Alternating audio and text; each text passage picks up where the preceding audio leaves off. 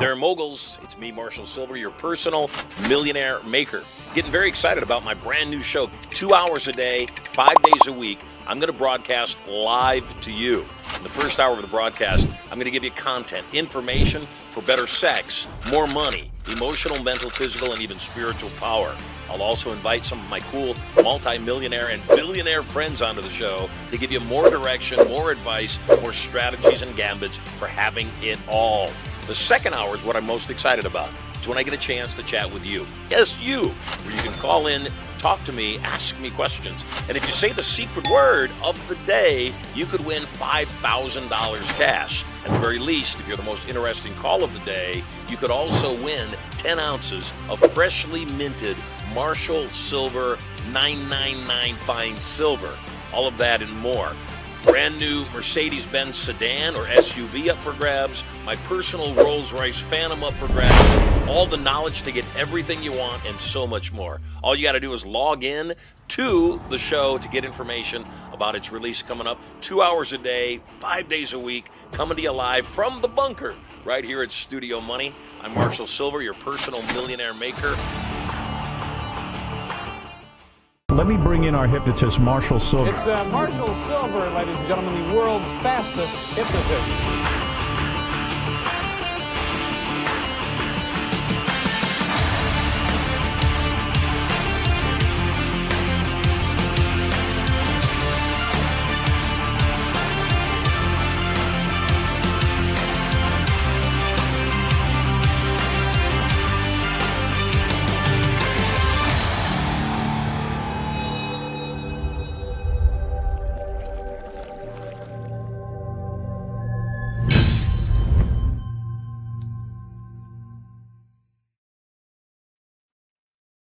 It is a solid day. I especially am excited about this number. $10,500 up for grabs on 227. That is today. It is a phenomenal day. Excited to be with you. I'm Marshall Sylver. You are totally loved. And if nobody's told you yet today, the world's a better place because you're here. Excited about today's show. You know, I just love people that love life. And not only are we going to get to your calls on today's show, we're going to start taking your calls at Studio Money /info. Excuse me, studiomoney.info /live guests. And you're going to have a chance to get on the air, potentially say the secret word, and win $10,500. We like bringing great guests on. We had a phenomenal guest on yesterday. Russell Sylver was talking all about real estate. On today's show, we've got another person from Las Vegas. Seems that Las Vegas is a hub of people that actually get stuff done. And I myself am extremely excited. I've been to Las Vegas since 1994. Back in 1994, I had an idea, a single idea, and I executed on the idea. And within 2 months, I went from being $250,000 in the hole, below zero, to having 2 million liquid net in the bank. I remember at one point I was $200,000 in debt, and the whole project was about to go belly up.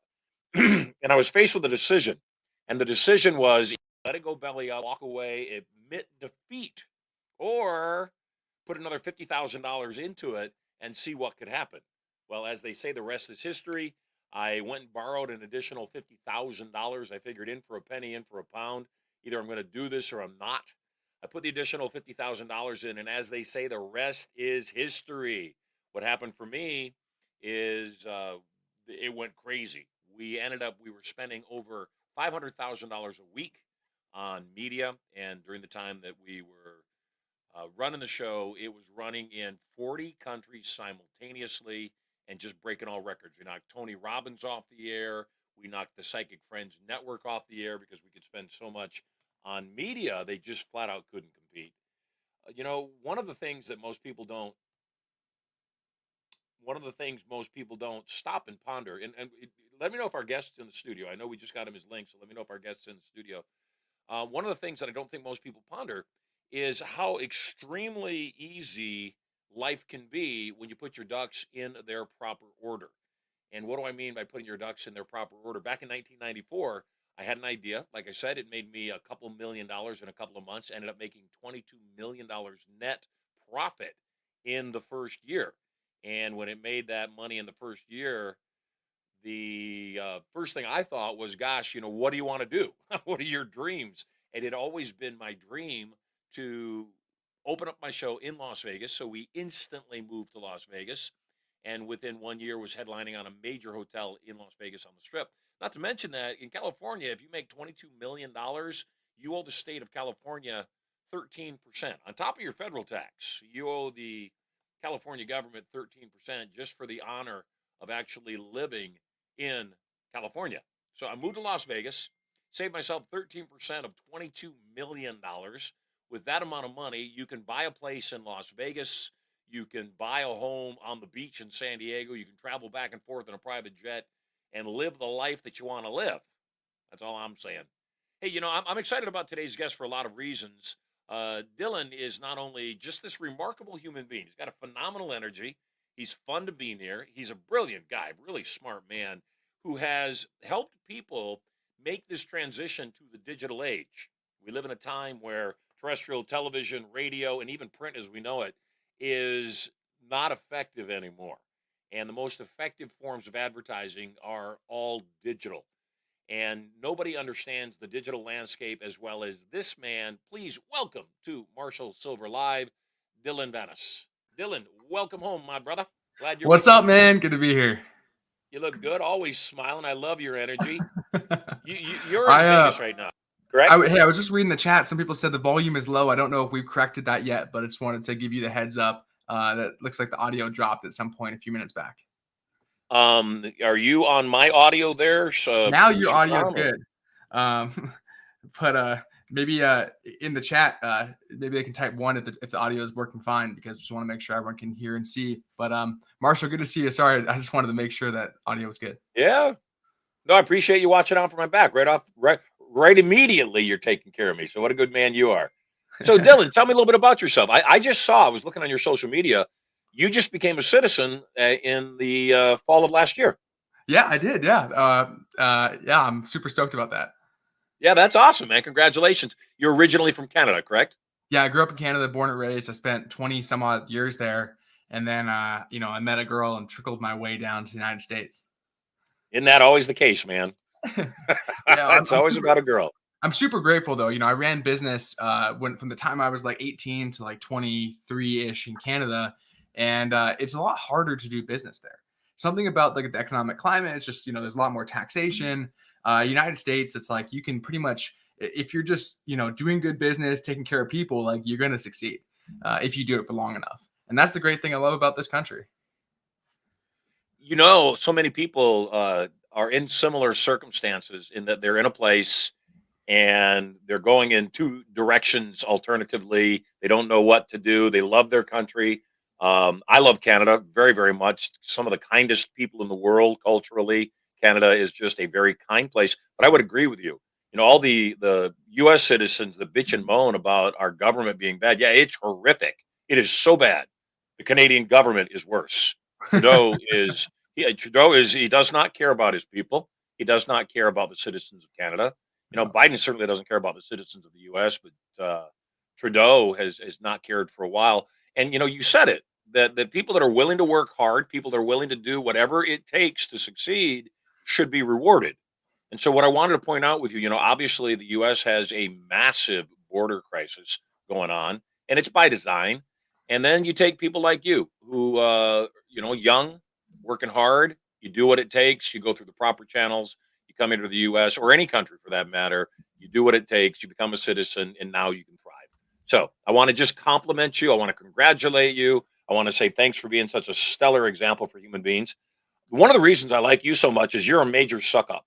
You are just a major suck up. And the first time we chatted, you paid me a huge compliment.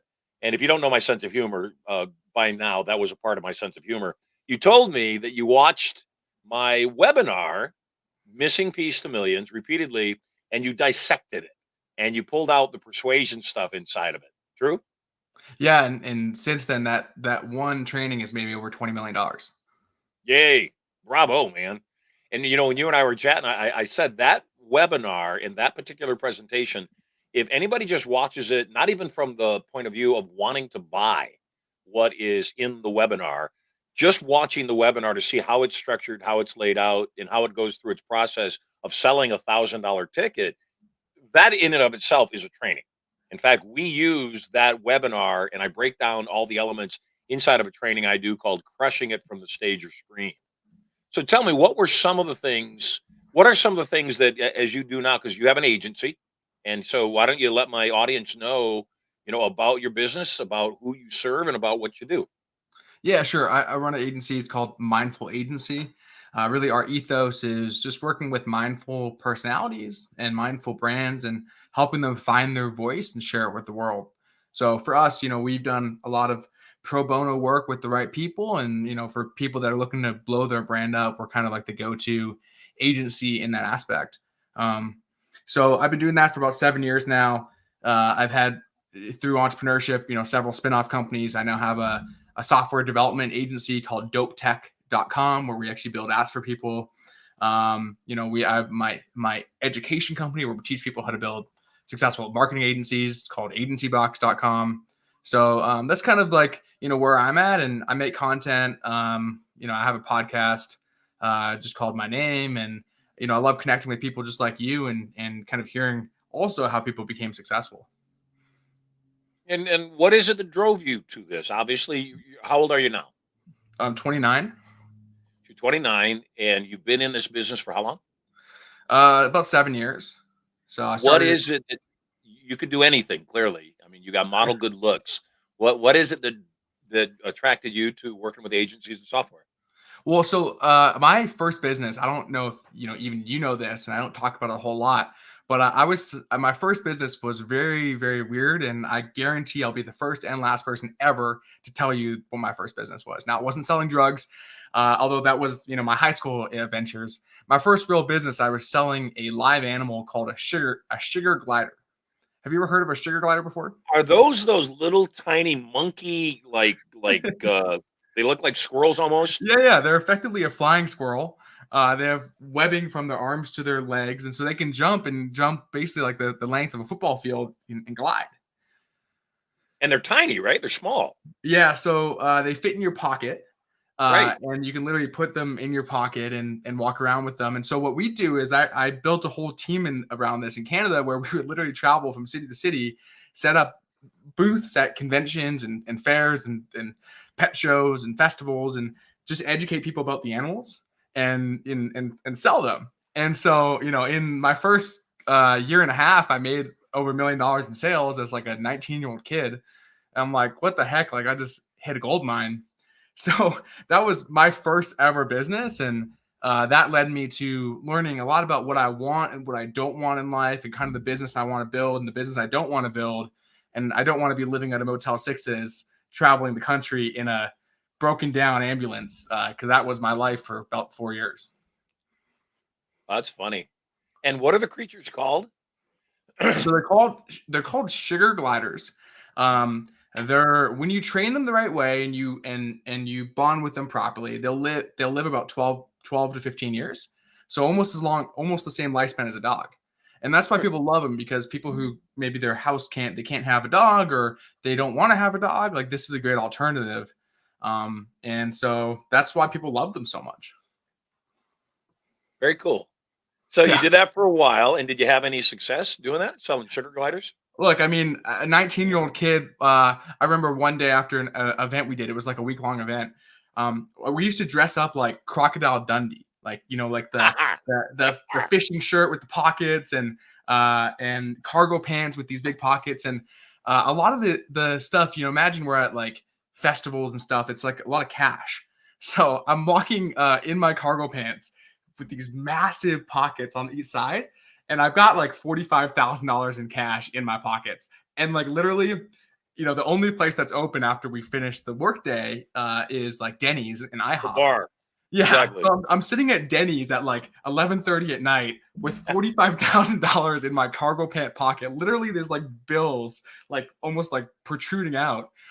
And I'm just like, this is not the life that I want to be living. I'm probably the only person in this Denny's with $45,000 to their name, let alone on them.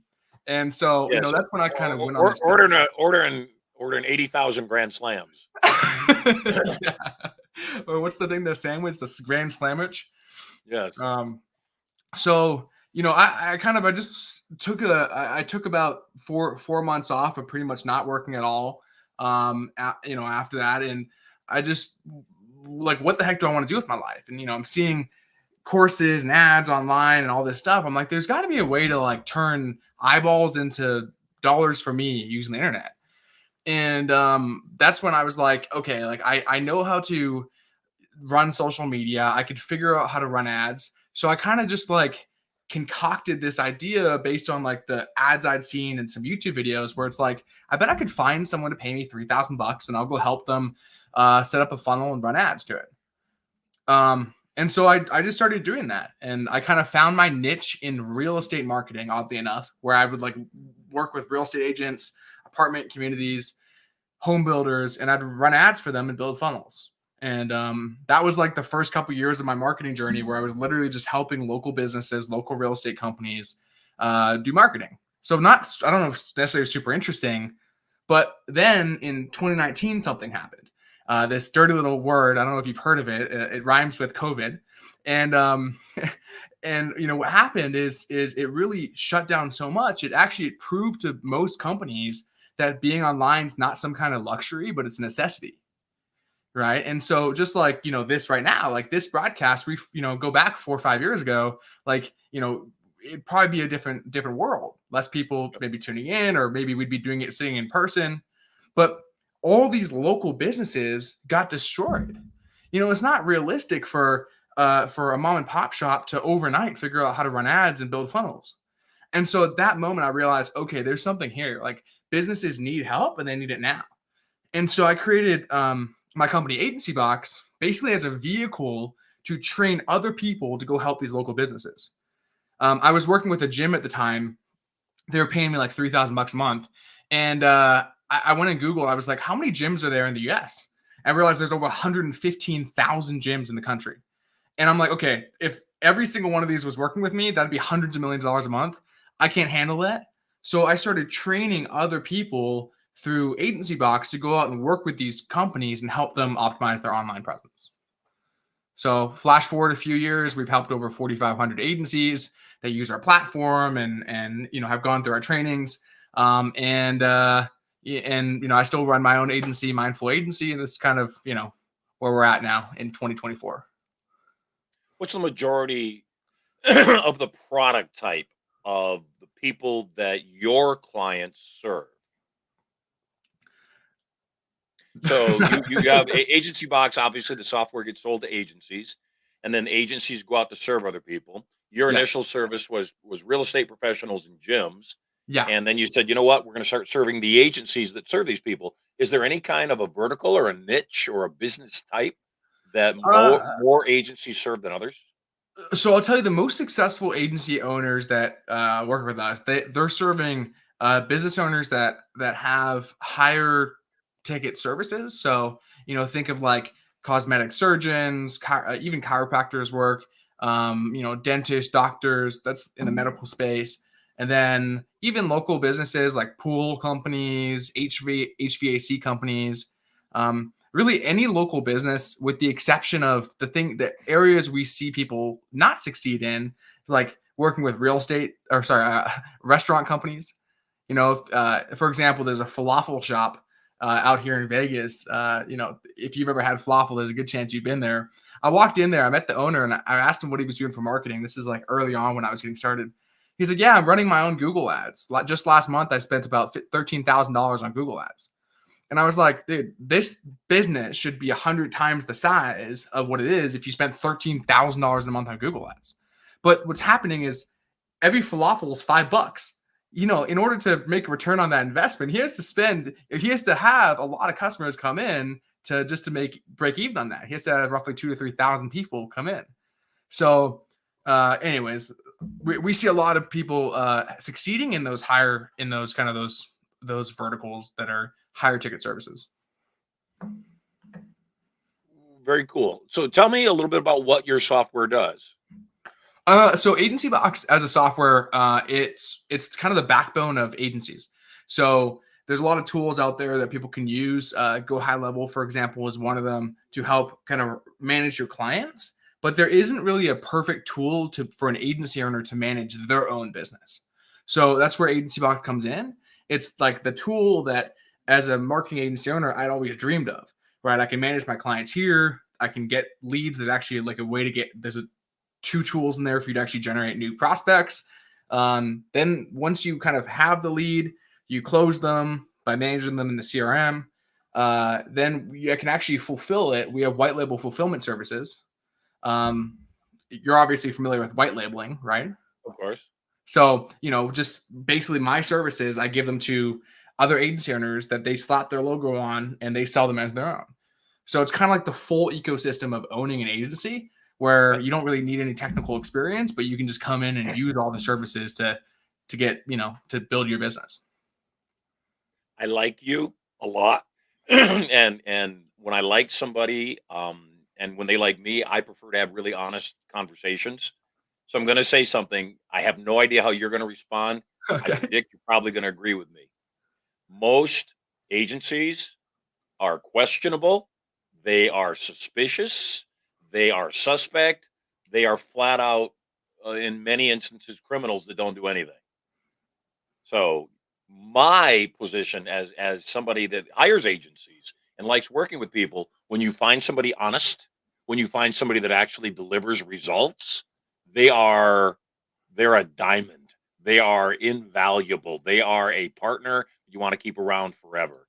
What's your experience dealing with agencies? Do you find that it's one of those problematic areas that again, another problematic area, like being a magician. Anybody can walk into a magic shop and buy magic tricks. That doesn't make them a magician. It makes them somebody that can do tricks.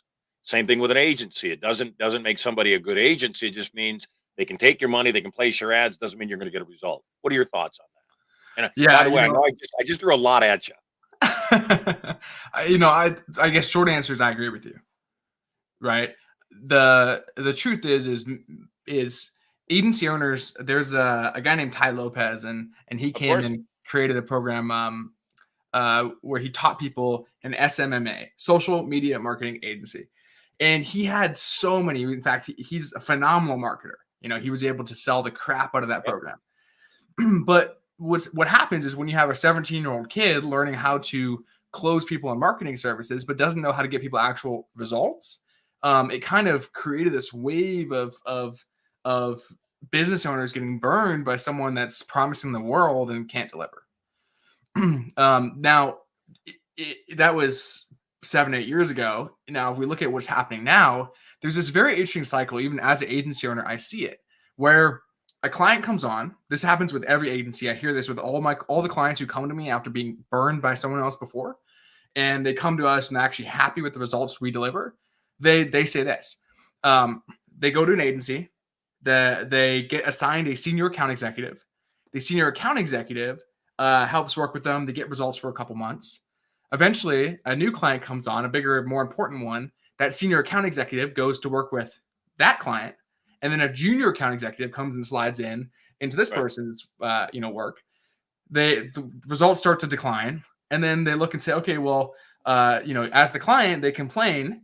The senior one comes in, sends some emails to make them feel better. They go back and forth. Maybe results go up for a week and then back down, and then eventually the results stop and they have to leave and go work with a new company. That was a beautiful description of it, by the way. Thanks. I mean it. I cannot tell you the number of times I have been on the phone with the principal of an agency. They've closed me, not giving me any kind of indication that they weren't actually going to manage my account. And then I get handed over to sub manager, and they handle the account.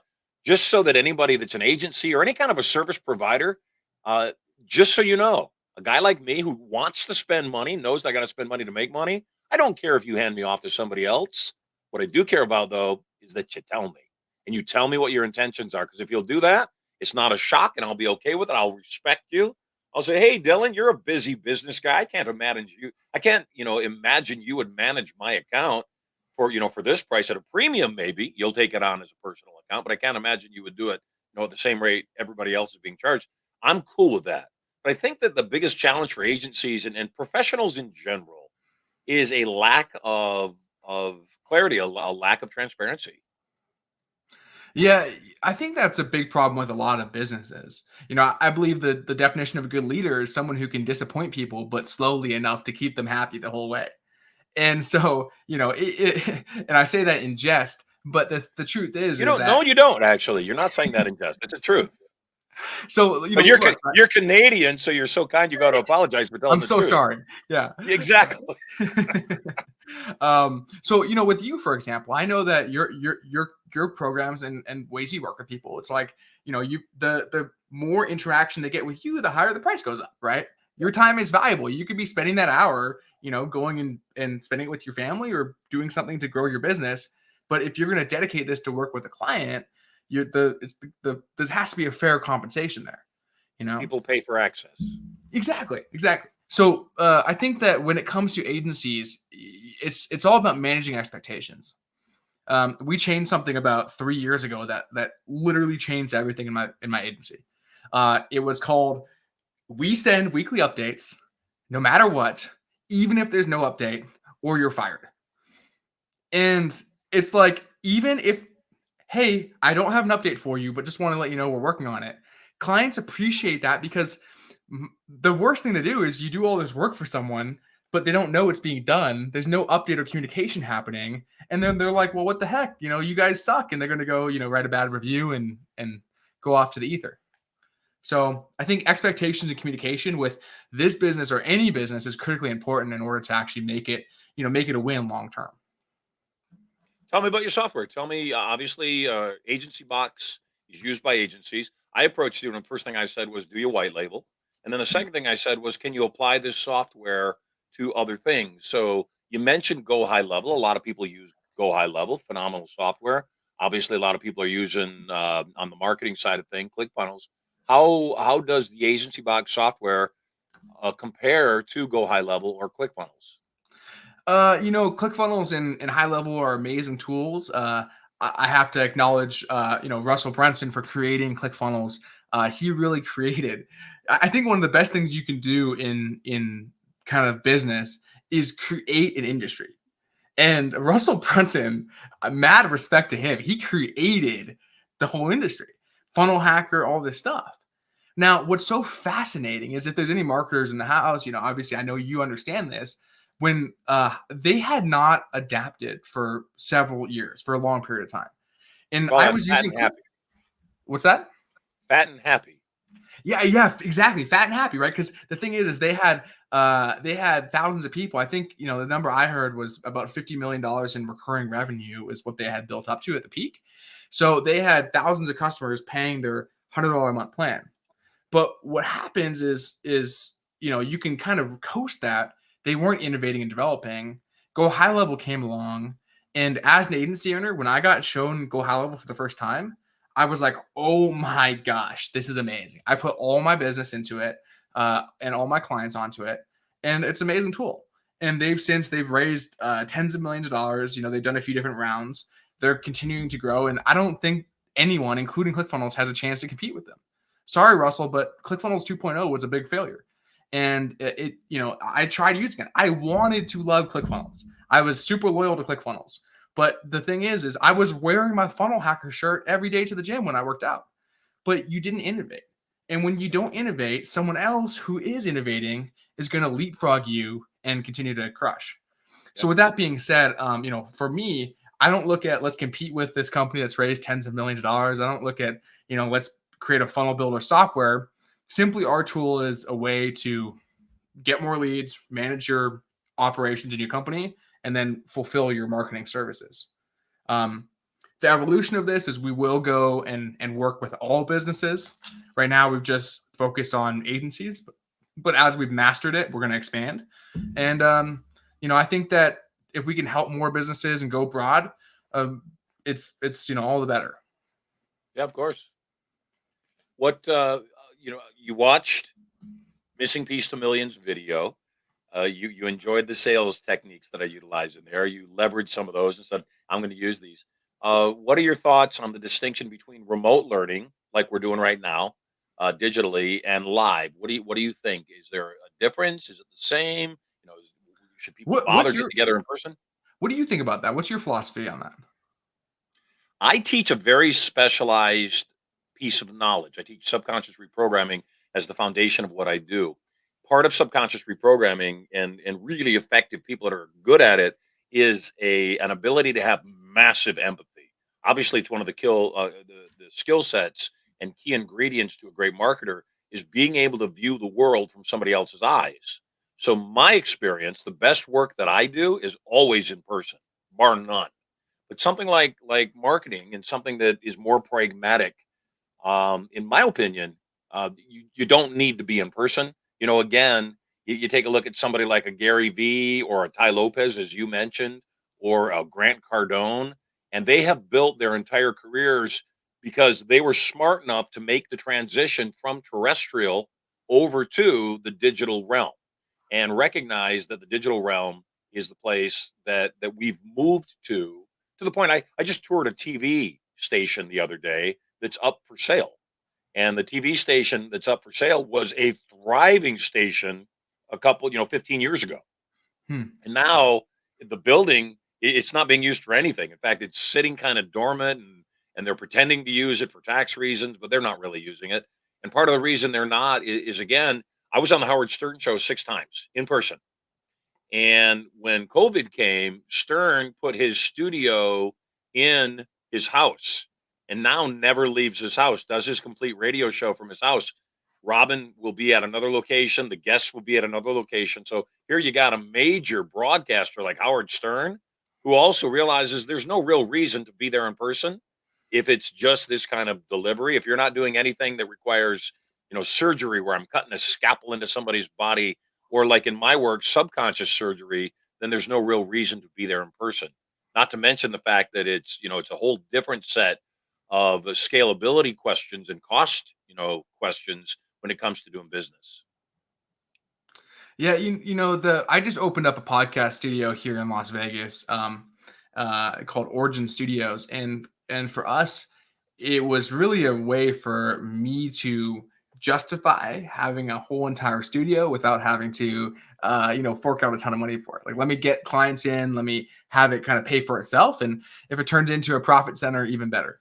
But the truth is is I could do the same kind of content. I could set up a little room in my house here and just make it a podcast studio. Yep. So everyone has that ability to do it now. And I think that the way we're communicating right now it's good. It's the best alternative to being in person. I still believe being in person is the best. But the fact that you and I can do this, we can have people, chime in and even, later call in and talk with you. It's like that just, it's not realistic for most people. Like, imagine you doing this every single day where you had a guest come into your studio every single day and talk. It's just, it's not really realistic.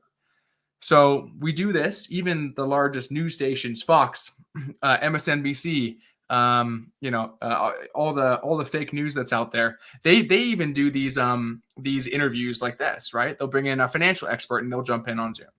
So if you can get in person, go to an event, one of Marshall's events, one of my events, whatever that is. I do think that being in person at those is incredibly important. But at the end of the day, if you have to do stuff like this and learn virtually, so be it. Talk to me about your live events. What kind of live events do you hold? When, where, how often? Yeah. So we're launching our first. We have our first one coming up. It's called the Scale Your Offer event. It's coming up in I believe 3 weeks here, 2 or 3 weeks. I should know the dates on that. It is March 9th and 10th here in Las Vegas. And it's a free event. Anyone can come. And what it is we're helping people either who don't have an offer or a business to sell. We're helping them understand how to go from 0 to 1. And those who have an offer, we're helping you scale it and go from 1 to 10. Now, obviously, after 10, there's a whole bunch of additional things to get to 100 where you have a full-blown cash flowing machine. But the idea is I'm going to show you what I've done to have literally, $1 million days in my business and help showcase the offer, the structure, the way we sell, what we do, and the whole process to have an online business that really prints money. Good. Where's your event being held? It's here in Las Vegas. TBD on the venue. We were gonna do it at my studio, but now we have too many people coming, so we're finding another venue for it right now. How many people are likely to be there? Well, on the registration side, and then the show rate, we'll see because it's a free event. But we had over 100 people register so far, and we have not promoted it at all. I didn't even send it to my email list. I haven't done any ads. I just made one Instagram post and blasted out to my internal community. So, it's kind of our first shot at these events. I did one about a year and a half ago. Same deal. Didn't promote it at all. Got 35, 40 people there at my office, and you've done events for a long time. I've done a handful of events, but the goal is let's prove this one out initially, just having our internal ecosystem come, and then we'll do more of them and maybe even do a tour. Yeah. I am in Vegas the 4th through the 7th for an event called First Million. And then we have an event called Turning Point, the 10th through the 12th, 10, 11, 12, or 11, 12, 13, somewhere in there. At any rate, I'll be back there for day one if it's cool with you. I'd like to attend your event, see what you're doing, and Sure. share that. And Lord knows I've got a lot of my viewers, if they're invited and they're able to attend, certainly we got a substantial number of people that I believe would want to also attend. What do you think is the reason? Yeah, obviously, apples to apples. Some people succeed and some people do not, and particularly in the digital space, I think that too many times. Somebody asked me yesterday. They were asking about AI, and they said, how do I use AI to make money? And what I said to them is, AI is simply an amplification of your communication. That's all it is. It's a way to get something else to speak in your voice, and in this instance, obviously, automation. I said, but it still comes down to what did you tell the automation to say? So it's the same thing with your software. The software alone cannot make anybody succeed. They've still got to do their job to make it happen. What's the number one thing missing? I'm a brand new person. I want to start an agency. What's the number one skill set I need to possess besides your amazing software? So you kind of talked about AI and then skill sets as well. Just before I answer that, I did see some people asking about registering for that event. So I don't know where this chat shows up. I pasted the link there. Someone just highlighted it. It's there inside the chat. It's just roas.io for it's some long link. So we'll have my team fix that. But yeah, anyway, that's so easy to remember. I know, right? You ever do a webinar? This happened to me where I'm doing a training and then it's like, all right, now click the link to buy now. And it's some absurd long link. And I'm just like, guys, let's get the joinsilver.com/offer. Yes. There you go. So I was asking you, what do you think is the number one, skill set somebody needs to succeed? So I think that I'll just speak from my experience, right? The thing that's allowed me to succeed is I have this kind of crazy perseverance. I've failed so many freaking times. I remember one of my when I was selling the flying squirrels, almost a decade ago, I spent all the money I had on this van, like a cargo van, so my team could travel. And I didn't get it inspected. I didn't know how to service it, and the car broke down completely. The engine broke. It's a $10,000 repair. You might as well dump this thing off at a dumpster. And so for me, I got a call. I literally broke down. I'm not a Christian, but I was staying with some Christians at the time, and I was holding a Bible at the time that my friend, and I literally fell to my knees and just started crying. I'm like, what the heck am I going to do? And I'm holding this Bible. I open it up, and I don't remember the exact proverb, but it was something about perseverance. And I just realized we can do anything. Failure is only a failure if you stop. So for me, I push through that. Then something else happens and I push through that. And sooner or later, these problems that come, they're so they don't matter because they're so small relative to the greater thing.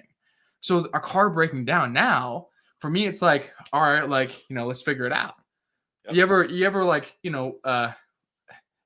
know you're not dating and neither am I, but I remember, early on when I'd be dating a girl and, she would hit me up and be blowing my phone up. It's like, I locked my keys in my car. Help me, all this stuff. I'm like, you have not lived life. Like, if this is what you're freaking out and your entire day is destroyed because you locked your keys in your car, like, you need a reality check. See, the thing is once you've gone through stuff and you have this kind of this real perspective, like someone comes and says, I'm going to sue you. It's like, okay, like, that would ruin my day if some person on the street says that. That happens in business. You're going to get that. And so I think you got to have grit and perseverance. And just know that, just got to, push through. So that's kind of like the mental side. On the tactical side, you got to learn AI. Get really good at prompting it. I've been using AI, I don't really talk about it that much, but I use some form of AI literally every day. I've created artificial AI generated videos. I've created AI generated voices. I've used them in my marketing materials. I've been using probably every piece of copy that's been written since the last year and a half has been generated in some part through AI. So get really good at using it. Just use ChatGPT. It's the best one that exists right now. They have a video thing coming out soon. As soon as that comes out, start practicing and getting good at it. And just know and use AI. It's so important to really just to be on top of emerging technologies. Otherwise, AI, either learn how to use AI or someone who knows how to use AI is going to replace you. Good. That's good. What is if I were to wave a magic wand over you and create some special skill set for you that you don't yet possess, what would it be? So if I could have any skill set I could imagine, now are we talking like real skill sets, or are we talking things that imaginary skill sets? Yeah, we're not talking Marvel world. Marvel I want to lift cars over my head. Yeah, no kidding. My kid and I were sitting in the spa the other day, and we were talking about, well, what 3 superpowers would you want? And mine were, I would love time travel. That was number 1. I would love invisibility, and I would love thought reading. So I like those. Now, when I play this game, when I talk with people about this, instead of saying what would you like to have, I'd say, if we were living in a world where superpowers were real, what is the superpower that you would have? Like, what is the thing? And I think I know for you what it is. I'll let you answer. But I think this thing is like, if we had a superpower, like in genuinely like something we're amazing at, this is not fine-tuned to be Marvel level, what would that actually be? So for you, what is that? Communication. What is it? Communication. Okay, I was going to say persuasion. Yeah, ironically, you can't understand me, but it's communication anyway. It's communication. I have a friend of mine who yesterday said something to me. I've got a couple friends dealing with some pretty heavy stuff. One of them that's really going through a hard time, and she frames things in a certain way in her head that won't ever let her win. And we all deal with stuff. And my other friend said yesterday, said, Marshall, one of your skill sets, no matter what happens in your life, you find it right. You say, okay, here's what we're dealing with. What's good about this? The plane's delayed. Who am I supposed to meet? Fired from the job? Well, I didn't like the job anyway. Your ex-wife, your wife's divorcing you. Well, you know what? I don't want to be married to somebody that doesn't want to be married to me. It's all good stuff. And so for me, the ability to both communicate internally, which is called reframing, changing the reference or the point or the meaning of things, and then externally to the outside world, to be able to communicate that frame in such a way that other people also say, oh, I get it. This too shall pass. I don't really need to be stressed out about locking my keys in my car because it's not going to open my car. And I really don't need to go stress out my boyfriend, because if I stress out my boyfriend, guess what? He'll never be my husband. And I don't think people think about those things. Right now, we have a world in chaos. We have people here in the U.S. screaming about keeping the borders open, not realizing that the good citizens come in, like yourself, they come in legally. They do what they need to do to not look over their shoulder. They don't come in illegal. There's nothing good from illegal immigration, nothing. But people aren't thinking. And you've got people saying, oh, we've got to be humanitarians. They got no place to go. Well, their cousins had no place to go either, but they came in legally. So the bottom line is, I don't think people think. I think that we've become a society where people kind of go with the flow, and whatever happens is what they believe is, going to happen anyway, not realizing how much power they have. What do you suppose? You have siblings? Yeah, I have one older sister. What does she do for a living? She's a naturopath, actually. So she helps people uh, through natural and ancient Chinese homeopathy and other forms. That's not just take this medicine and prescription. Yeah, I have a witch doctor too for our family because that's uh, what it that's, is. that's funny. Yeah, when her dream was to go to med school, and she got declined from every med school she applied to. So she's like, "What the heck?" And she had good grades. She said, "What the heck am I going to do?" And there was my dad's a dentist. In fact, his dad was a dentist. I'm the black sheep. I was supposed to take over the family dental business. I obviously didn't. But in my dad's same medical complex, there was a naturopath that was like, next door to his office. And my sister stumbled into her and shadowed for her for a day and was like, "This is awesome." And so she went and applied for naturopathic school.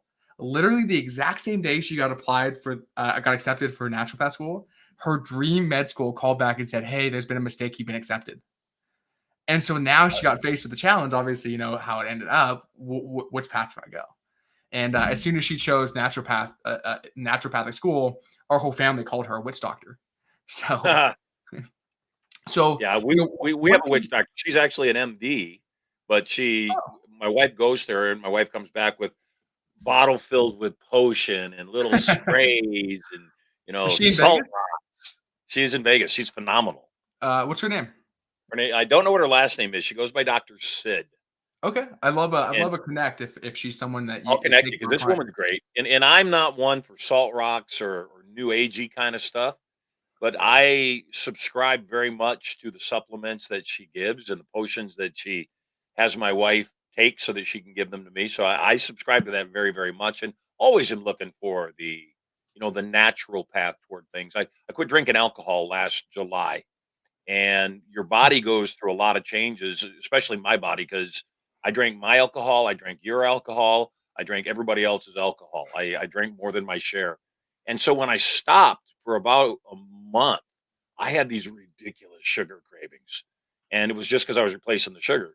And Mm. so she gave me some potion and I started drinking it. And it wasn't sugar, but it balanced my body out so that I wasn't eating, a gallon of ice cream or 15 million crumble cookies. So I have a video on my Instagram where I talked about crumble cookies and it went pretty viral. But I also quit drinking. I because actually they're quit. crumble cookies, dude. I quit drinking in November, and for me, and I'm not an addicted person, but I got to the point where I was cracking a beer by myself after a long day.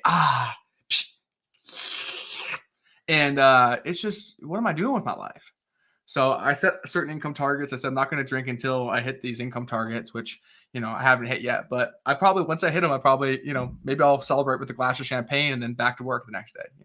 Yeah, you won't care. You Yeah. won't care. And my experience has been from anybody that has stopped drinking by choice is I just watched an interview with Bradley Cooper, and he was talking about him not drinking alcohol anymore. Anybody that has stopped by choice, not by ultimate, they're going to stop drinking or die.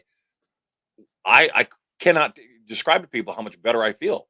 And I enjoyed, I admit it, I enjoyed my tequila, I enjoyed my rum, and I loved my very fine white burgundies. But it's just the distinction of how my body feels every day now. It's night and day. There's no comparison. And I've contemplated and pondered because there's certain things like sugar is a good example and alcohol that I believe are specifically designed to numb us to the point where we will be easily managed.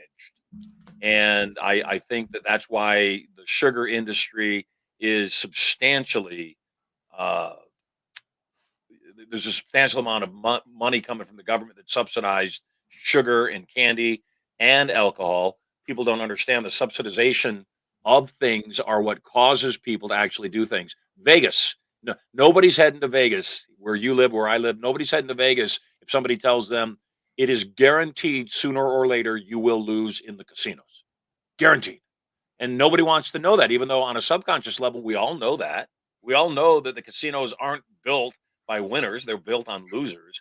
We all know alcohol is bad for us. We all know that smoking damages our lungs, no good benefit to it whatsoever. Yet people stay inside of those bad habits. So, in the last portion of what we're talking about, number one, I would thank you so much for inviting my viewers to your event. A number of them will take you up on it. Our viewers are extremely hungry for knowledge and information, and I can tell already by their comments that they've enjoyed your company. Uh, Going forward, where do you see your business headed? You mentioned billion-dollar business. Where do you see it heading? Do you see you adapting the agency box software and making it more useful to people that are not agencies, or what are you thinking? Yeah, I think that one thing you said, which was when we're talking about superpowers and how yours is communication, and you talked about reframing, and that's something that's been so powerful for me in my life. Is I realized I read a book called Extreme Ownership by Jocko Willink, where he talks about you need to own everything in your life, good, bad, ugly. And so I made this decision. I'm like, okay, everything in my life is my responsibility. Maybe it's not my fault. Maybe it's not my fault that one of my employees crashed a car into a wall, but it's my responsibility to deal with it. It's my responsibility to make sure that car is insured. And so for me, I know that our words, the things we speak, is the first manifestation of our thoughts and ideas into reality, right? And then we put them on paper, our goals, for example, and then we visualize it. And there's some woo woo stuff, and then there's some wow stuff too that actually works. But the thing is that's I'm very cautious of what I say, and I'm very cautious of that, knowing that what I speak is creating. So for me, I there's things I've done and changed in my life, and I know that my business is a reflection of that. And so for me, really, the future, like my vision is, what my dream I could probably stop everything, sell everything tomorrow, and make this happen. I don't know why. Maybe I should. But my dream, really, I want to go is just having a retreat center.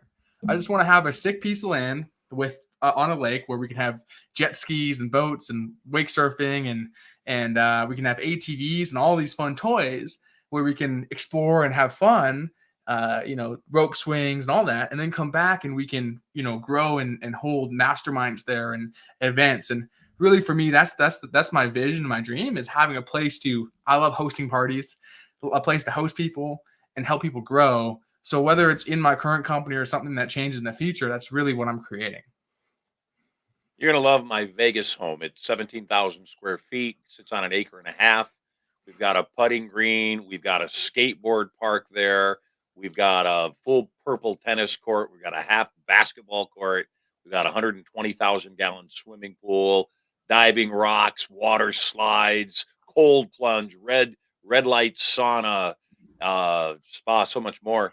Because I believe the same thing, and I often tell people the key to your life is to figure out how to live your life so it naturally produces the results you're seeking. In other words, you don't want to force yourself to be somebody different. You want to live your life naturally. If I want to have a stellar body, then what I need to do is not lose the fat. What I need to do is change my lifestyle so my lifestyle gives me a stellar body. I one of the byproducts that I believe, and I didn't even notice it, and I couldn't tell you what it is. I asked my kids the other day, "Am I different now that I don't drink?" And I was never a mean drunk. I never considered myself an alcoholic. I just drank really, really, really well. I grew up in Michigan. It's cold there, and there's a reason for drinking. And at the same time, my kids, when I said, "Am I different?" They said, "Yes, you're nicer." I said, "Really?" I said, "What do you mean I'm nicer? I was never mean as a drunk." They said, "You weren't mean, but you weren't the same." Hmm. And so again, it's those subtleties. We don't know what we're doing.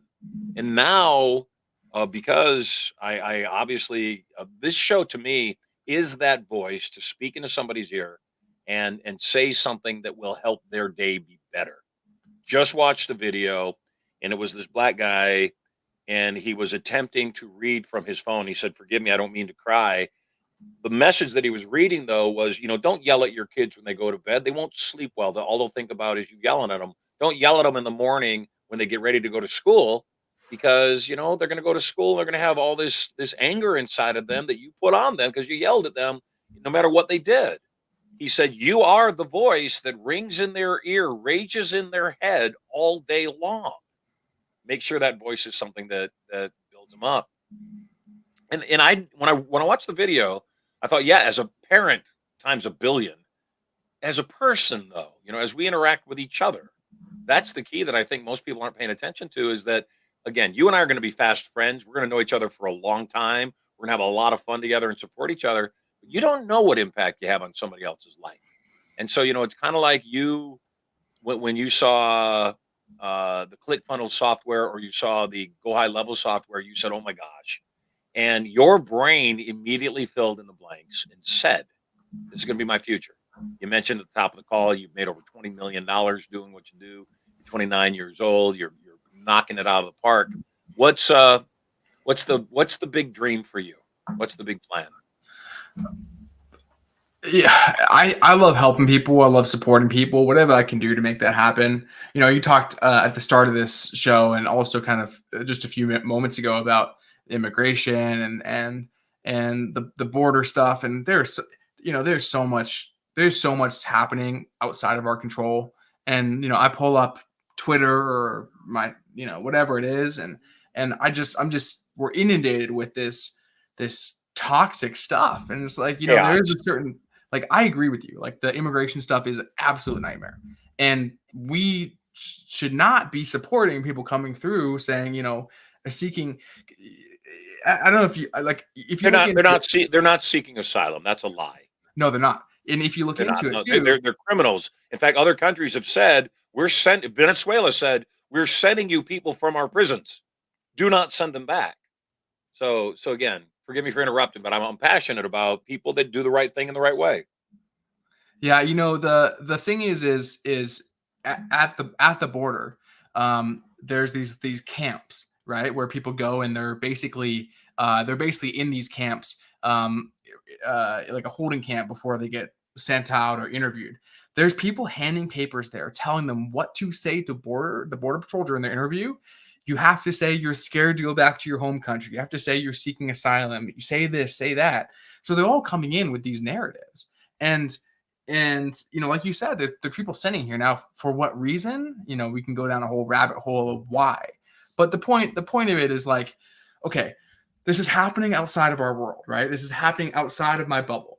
Do I want to allow it into my bubble? Or for how much do I want to allow it into my bubble? Let me keep my bubble up. This is my bubble. I'll operate the best I can within my bubble, and I will observe the stuff outside the bubble, but it doesn't penetrate me and allow it and affect my life. And I think that's the best way I live by, and I try to operate every single day with that exact mentality in mind. Yep. Yeah, it can be overwhelming if we take a look at the world and the chaos that's going on. It can certainly be overwhelming, and I think the biggest skill set somebody can have is, once again, keep it in perspective. This too shall pass. Yeah, you couldn't get into your car because you locked the keys in. What you don't know is God was protecting you from a blowout on the freeway that was going to put you in harm's way and kill you. So, be thankful, be grateful. Hey, before we wrap up, I'd like to put the web address for your event back on the screen. So, producer Tom, if you could do that, put Dylan's web address for his event back on the screen, and invite people to there. I'm looking forward. I'm back in Vegas on Sunday the 3rd, and I'm looking forward to being there. I've got, like I said, a 4-day event going on, but I'm very excited to meet you and get to know you better. Our ROSROAS.io/registration page. We don't know why it's -page. Maybe Uh, someone named Page just put it together. Or if you want to just get more information on Dylan, go to his website, dylanvanas.com. Hey, brother, you're loved. You're amazing. Great to have you on the show. And I appreciate you taking time. I know it was short notice. We just met and you dove in and said, "Yeah, Marshall, I'll be on your show." And I'm looking forward to checking out your studio when I get back to Vegas. Amazing. Looking forward to it. Thanks for having me. You take care. Hey, I'm very excited. Yesterday, as we always do, we had a number of people on the show, and we took our callers, our guests, into yesterday's show. And let's see, who did we have on the show? We had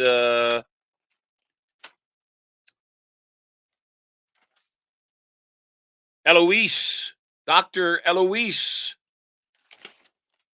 Chambers. You are the winner of 10 ounces of pure silver from yesterday's show. Eloise Chambers, you are the winner of 10 ounces of silver. Congratulations. She did it honestly. She did it without any suspicious behavior. And she made the win a victory. Hey, if you'd like to win some money and potentially 10 ounces of pure silver yourself, and at this point, I have given away 130 ounces of pure silver. All you got to do, go to studiomoney.info/live guest. And when you go to that address, you will be able to get on the air. As the show's going on and we're seeing how everything flows, we're getting about 2 to 4 people per day on the show. That's about all that I have time to put on the show. And the pot keeps growing. It is $10,500 today to say the secret word. I have given you plenty of clues. I believe somebody may get it today. I've given a lot of clues today. Somebody may get it today. So just get on the air, engage me in conversation, and we'll go from there. Today, I have a sense that we'll probably only get to a couple of calls. So make sure you call in, get on the air, and pose. We're going to take a break. And right before we start taking calls, I'm going to give away tickets. As I said yesterday, I'm going to give you 2 tickets to Turning Point worth $3,000 a piece when you get on the air with me, whether you win the silver and the cash or not. And I also just may surprise somebody with a single free ticket to our first Million Irresistible Influence event coming up in Vegas, March 4 through 7. And then Turning Point is right after that. I need to double check Turning Point dates. Turning Point dates in March are the 11th through the 13th, like I thought. So, love to have you on the show. Going to take a short break. Going to talk about a topic that's near and dear to my heart right now. And then we're going to dive in. So, in the meantime, we're going to head over to the vault where I can talk about anything without getting banned from social media. We're going to stay on other streams today, but starting next week, we will immediately leave the other platforms to be sure I don't get banned by talking about what's actually on my mind. And you can get a permanent free membership so that you're always in running for the money, always able to get on the air by going to studiomoney.info/the vault. Video of Turning Point, video of First Million, enter the vault. I'll see you on the other side.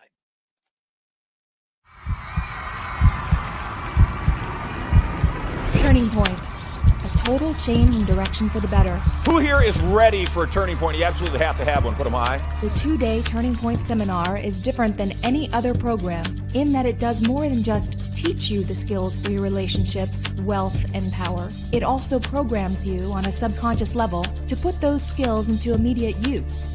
This weekend is about empowerment. This weekend is about you understanding how to take charge of your own life. You will learn total control of your thoughts and emotions, how to use PND, or psychoneural duplication, to take on the thoughts and actions of others to produce similar results.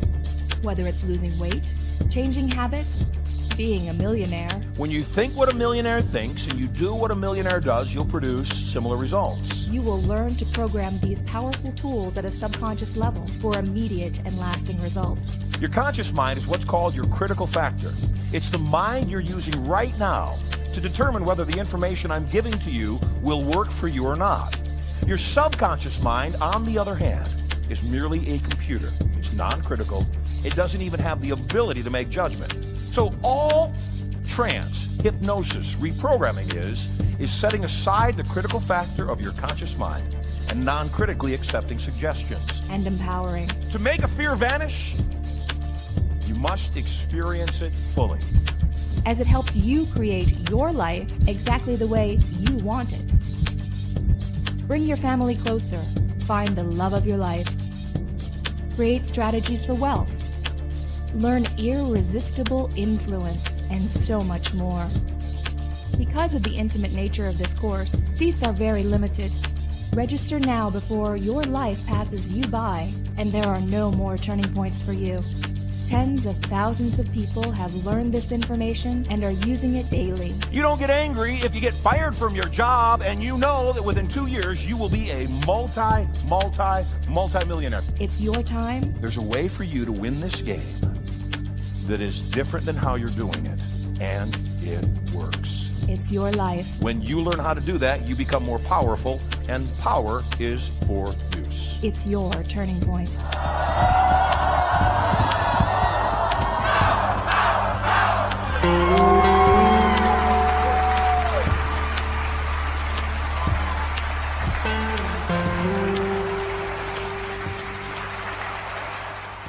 Isn't it time for your first million?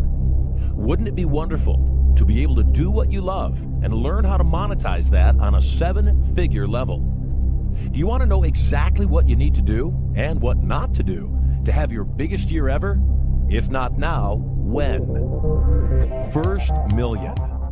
a 2-day subconscious learning experience that both teaches and programs you with the personality traits and habits of multimillionaires. At First Million, you'll learn how to take almost any wealth vehicle to a 7-figure level or better. You'll learn how to stop using vehicles that don't work, are too difficult, or simply unsuited for you. Making money is supposed to be fun. Stop living your life, getting ready to live your life, and start living a life of adventure. First Million was crafted to not just change what you do, it's also going to change who you are. Instead of trying to become a millionaire, you'll learn that you're already a millionaire, even if the money has not yet been deposited in your bank account. Beyond mindsets, you'll learn the actual personality traits of multimillionaires, so you'll naturally do what millionaires do to produce a similar result. One of the key personality traits of a millionaire is charisma. Imagine being able to walk into a room and without speaking a word, have the entire room drawn to you. Imagine others hanging on your every word, wanting to be near you, to be in business with you, and hungry to buy whatever you're selling. First Million will teach you how to use the charisma that politicians, entertainers, CEOs, and celebrities use to move nations and make millions. You'll also learn how to get more done in less time. You'll learn priority management and what the highest and best use of your time is. You'll learn laser-like focus upon IGAs, or income-generating activities, and you'll learn to let go of anything below your pay grade. What if you had more customers than you ever imagined? What if they came right to you and fought to buy from you? At First Million, you'll learn attraction marketing and strategies to get others to pay you for your marketing and advertising before they even purchase your offer. When you attend your First Million, you'll begin to see an overwhelming amount of amazing opportunities all around you. You'll look through the matrix and easily identify target-rich environments. You'll learn dovetailing and stacking strategies to acquire more customers and do more business with the customers you already have. Unless something is sold, no money is made. Whether you're a sales pro, a novice, or even scared to death of selling something, your First Million is going to have you fall in love with influence and enjoy it as the game that it is. When you believe in what you're selling, you're obligated to sell it. You'll learn exact language patterns of influence and persuasion. You'll learn how to get others to ask you for what you're selling and have them believe it was their idea. You'll become dynamically able to use arcing statements, direct links, embedded commands, and so much more. An entire tool belt of selling gambits will be yours after you get to your First Million. As a First Million alumni, you will be clear on what you need to do to GTFM, or get the freaking money. You deserve great wealth, and your First Million will help to raise your self-esteem around the topic of money. The amount of money you make will always be determined by your own self-image. You'll learn what billion-dollar corporations already know about outsourcing, how to get anything below your pay grade done for pennies on the dollar. Your First Million will give you the groundwork to understand presentation skills and the highest paid profession on the planet, public speaking. When you graduate from your First Million, you'll be able to create presentations that inspire with confidence and power. If all that weren't enough, there's so much more. Making your First Million is almost certainly going to require that you manage at least a small team. You'll walk out of the course with the knowledge of how to lead teams and synergistically get more done in less time. Technology has made our lives so much easier as we've learned how to harness it. The First Million course will teach you what is up to date and available in technology so that you can use that cutting-edge technology to get more done and have more fun. You'll also learn how to harness the power of the internet for massive passive profits. Every time you attend your First Million, you'll learn new technology and internet marketing strategies, as these two portions of the class change every time you attend. It's like getting a brand new seminar each time you come. If you're a representative, you may attend your First Million as often as you like, totally free, with your enrollment in the First Million course. If you're not yet a rep, or if you have not yet invested in your First Million, enroll now. Everything begins in 5. And you know what you want to say. Go ahead, say it now. Say it out loud. I'm ready for my first million.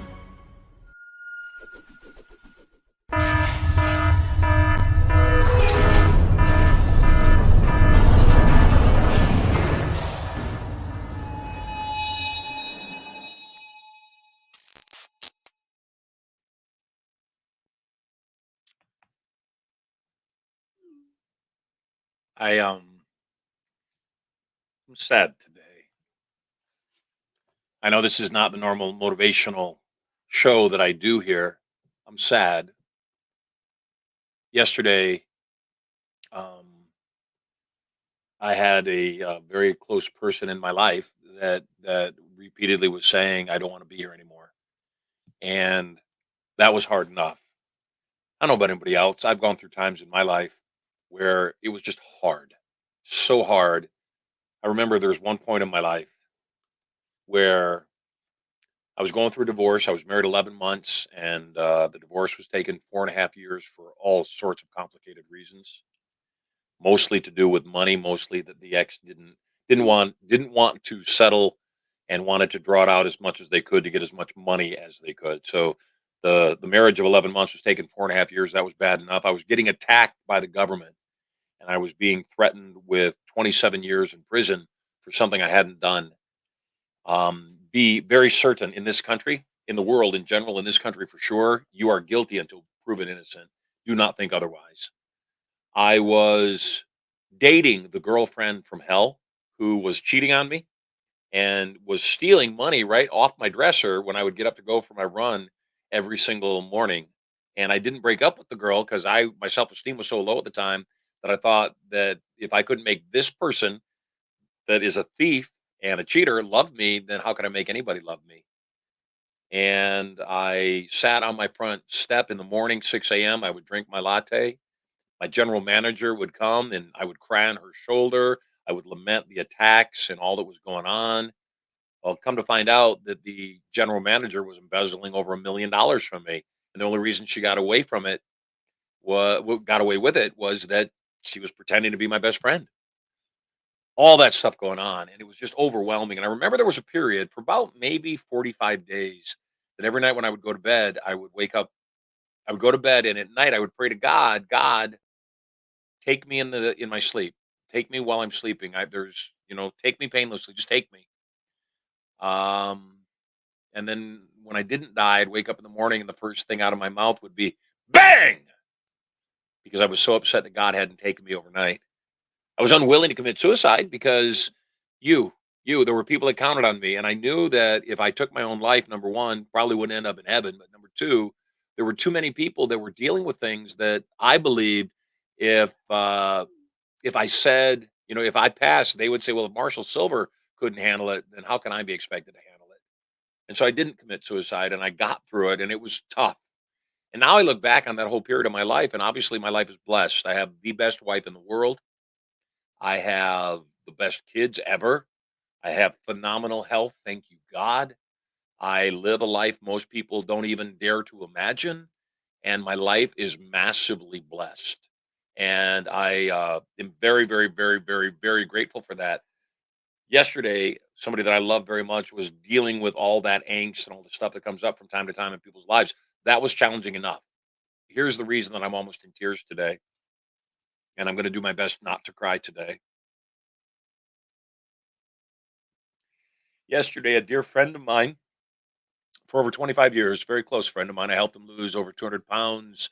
Always somebody that was always kind and always present and always really amazing. My wife called me in the midst of this other person that I love very much, clearly contemplating suicide. My wife called me and she said, Dean Landau has died. Dean Landau was my friend. And he, in the past few years, would travel a lot. And I saw some pictures over the past few days of him down in French Polynesia, Bali, Tahiti, and that area. And the pictures were coming back, and he looked so good, amazing, happy and healthy and good. So when Erica told me that Dean had died, I said, "What happened?" And she said, "He got an infection. He took an over the counter medication that exasperated the infection, and he died this morning." We don't know how much time we get.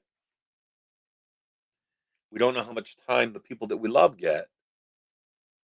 And yesterday, I spent a lot of time reflecting on that. And I spent a lot of time praying about that. And again, I don't mean to be a downer here. There's somebody that needs to hear this message today. And so I'm going to continue, even at the risk of losing you. It got me thinking about we don't know when the last time of anything is. I was with my kids in the car the other day, and we were laughing that we used to go to racquetball every single morning because the kids were young. We would put the kids in childcare while Erica and I went and played racquetball. Then we'd come back and get the kids. And so as the kids were getting into the back of the minivan, mom would be back there helping them get strapped in and get buckled in. And and I would every day because I love my wife so much and she's so freaking hot. Every day that she was helping the kids get strapped into their car seats, she'd be wearing her Lululemon shorts, and I would take a picture over my shoulder of my wife's perfect butt. And yesterday we were joking about it, and then my wife kind of got sad. And she said, "I kind of miss clipping you into your car seats. I kind of miss buckling you in. I'm being that mom for you." You don't know when the last time you're going to hug somebody is. You don't know the last time you're going to be able to tell somebody you love them. I wish I had told Dean one more time. You don't know. You don't know the last time you're going to visit a particular restaurant and your friend who's had that shop for decades, you don't know that they're struggling or they're going through personal challenge and tomorrow they're going to shut their shop down, the restaurant down because they just can't take it anymore. You don't know. And so for all of you watching the show right now, that's what I want this show to be. I want it to be a community. I want it to be a message. I want it to be the voice of reason in a ridiculously unreasonable world, a world that is out of control.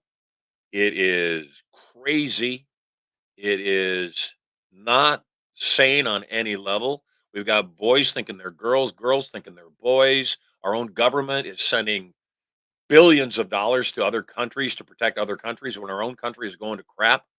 We've got veterans and homeless people here in the United States that are hardworking citizens, legal citizens of the United States that are not being cared for while we're caring for people that are coming here illegally.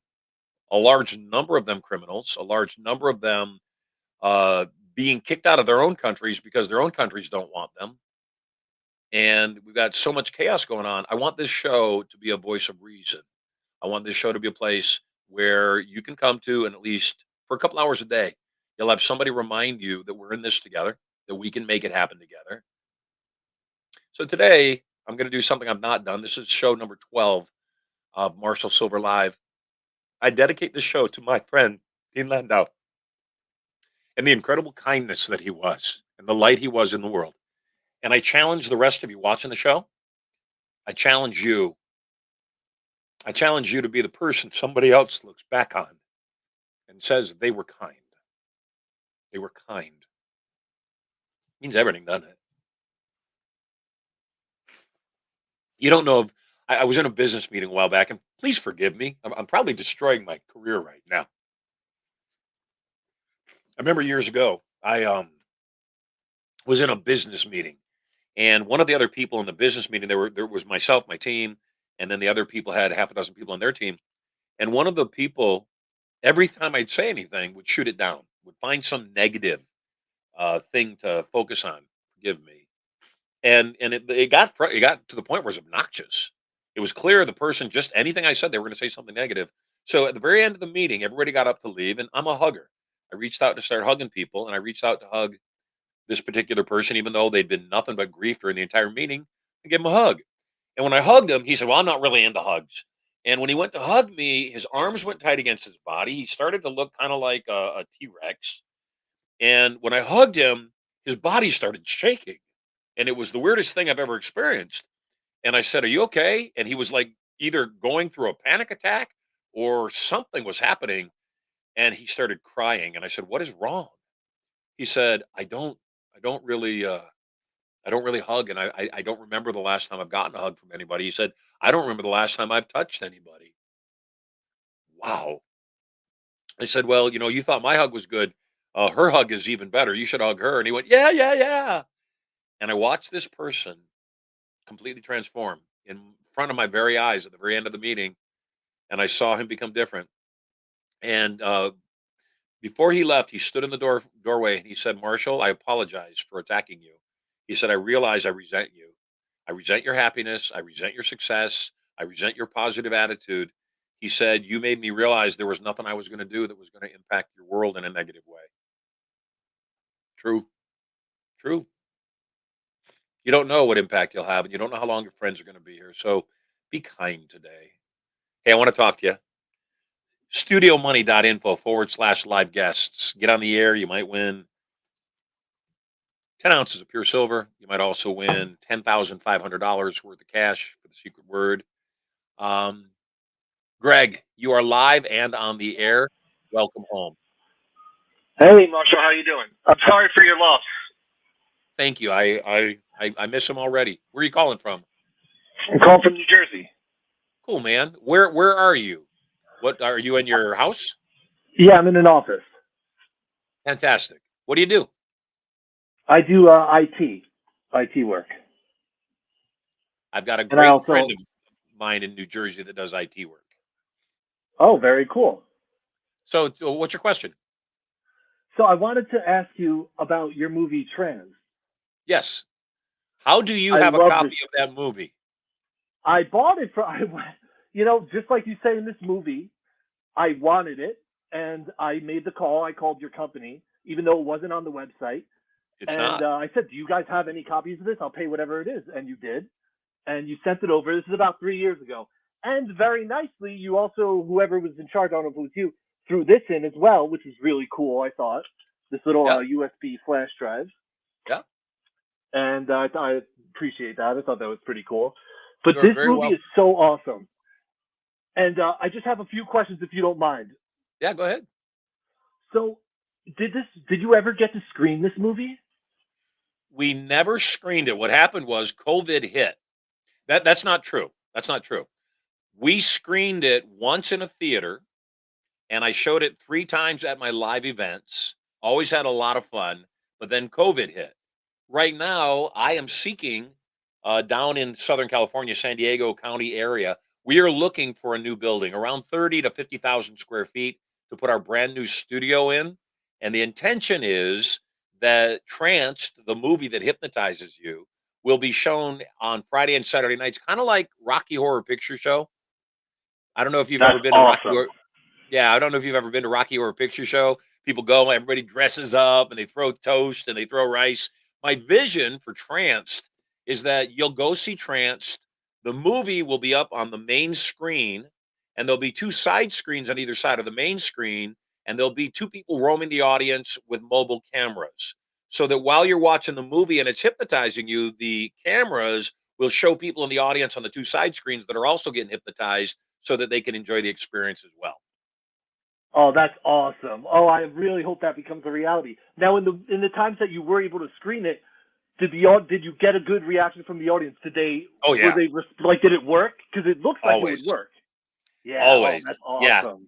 And the point of the movie was always hypnosis changed my life, and getting hypnotized transformed my whole world. I remember I got hypnotized at 16 years old, and the hypnotist gave me a suggestion. He was at my school. He said when he said the words "Sonny Boy," I would stand up from my seat in the audience. I'd walk back to the stage. I'd fall on my own butt. I'd roll my pant legs up above my own knees. I'd climb on his lap. I'd put my thumb in my mouth and I'd say, "Sing it again, Daddy." And I remember, Greg, going back to my seat in the audience thinking, there's no way in the world I'm going to do this. Not going to happen. I'm not going to embarrass myself in front of the whole school. And so I go back to my seat in the audience, and he says, "Sonny Boy," and I feel like a magnet is pulling me back. And I'm walking back to the stage, and I'm thinking, I don't have to do this, but I fall on my butt, and I climb on his lap, and I do it anyway. And then I went home that night, and I was thinking, was I actually hypnotized, or was I just doing what he told me to do? And I realized, well, what if he had told you, Marshall, to be confident and you just became confident? What if he told you to be happy every day and you just said, okay, I'm going to be happy then? What if he told you to go out and be a multimillionaire? And because he said it, I believed it to be true and went out and became a multimillionaire. I realized that if that's hypnosis, which it is, then it's the most powerful force on the planet. My desire for the movie is to give a whole lot of people that life shifting experience of understanding what's going on in their head is their life, not impacts their life. What goes on in our head is our life. Again, I dealt with two dichotomies yesterday, and I apologize that my weep fest was right before your call, but I was dealing with two dichotomies yesterday. I've got on one hand somebody who's alive who doesn't want to be here, who just is so exhausted and so frustrated and so sad. And I get it. I understand. I've been there.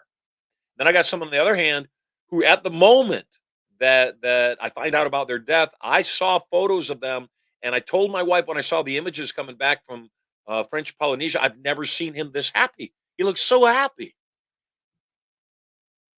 It's choice. It's a choice. What's your question? Well, I just, wanted to ask you a little bit about the movie. And how long did you film for? What was the experience on set? You had some really top tier actors. The director himself was a high end director. What was the set like? I don't want to take up too much time, but I'm just so curious. I love this movie. I've watched it a bunch of times. I've fallen completely in love with it, and I really hope you get to screen this because everybody needs to see this thing. Well, dude, I love you for that. Thank you so much. I appreciate that. It was a labor of love. The movie had a $2 million budget, and I produced it. Like I said, we got it done just prior to COVID. Was about to release it when all this stuff came up, but the movie took 11 days of filming, and then we took a long time in editing. Yes, we had Meshack Taylor was the taxi driver. Josie Davis played Annie Bodie, and there's a lot of subtleties in the Yeah. movie that not everybody recognizes. The reason, do you understand the reason her name is Annie Bodie? No. Because Annie Bodie can be hypnotized. Oh my God. And so inside the movie, I like writing like that. I like leaving little Easter eggs for people that they sit back and they go, "Oh, I never thought of that. That makes sense." And Yep. inside the movie, there's a whole bunch of those Easter eggs. I also put a suggestion in there where she's obviously being berated by her boss, who's horrible to her. But the scene where he becomes a cockroach, the whole point of that was twofold. Number one, to help people understand that they can overcome their phobias and that they overcome their phobias by experiencing them fully, because that which we experience fully vanishes. But the second part of that is, she's got this boss that's horrible to her. And it's the exact example I was just talking about. This guy is absolutely horrid, and all she is kind. She keeps coming back to him with kindness. And eventually she kills him with kindness because love always prevails. It always does. Sometimes it takes a lot. Sometimes people suffer, yet it always prevails. And so there's a lot of subtlety in that movie, and I'm very proud of it. The movie, when I was writing the character that I portrayed, Sterling Wins, I was trying to figure out where would Sterling live. And the house that's filmed in, the place where the majority of the hypnosis takes place, was built for the Sultan of Brunei, and it's up in the Hollywood Hills in Hollywood, 25,000 square foot home, absolutely gorgeous. But that's where we filmed the majority of that, and then the small parts of it up and around LA. The Skeptic's Diner, the diner itself was really cool too. Where was that shot? So there's this little place, and what's fun for me is there's this little place outside of LA in the middle of nowhere that has this diner.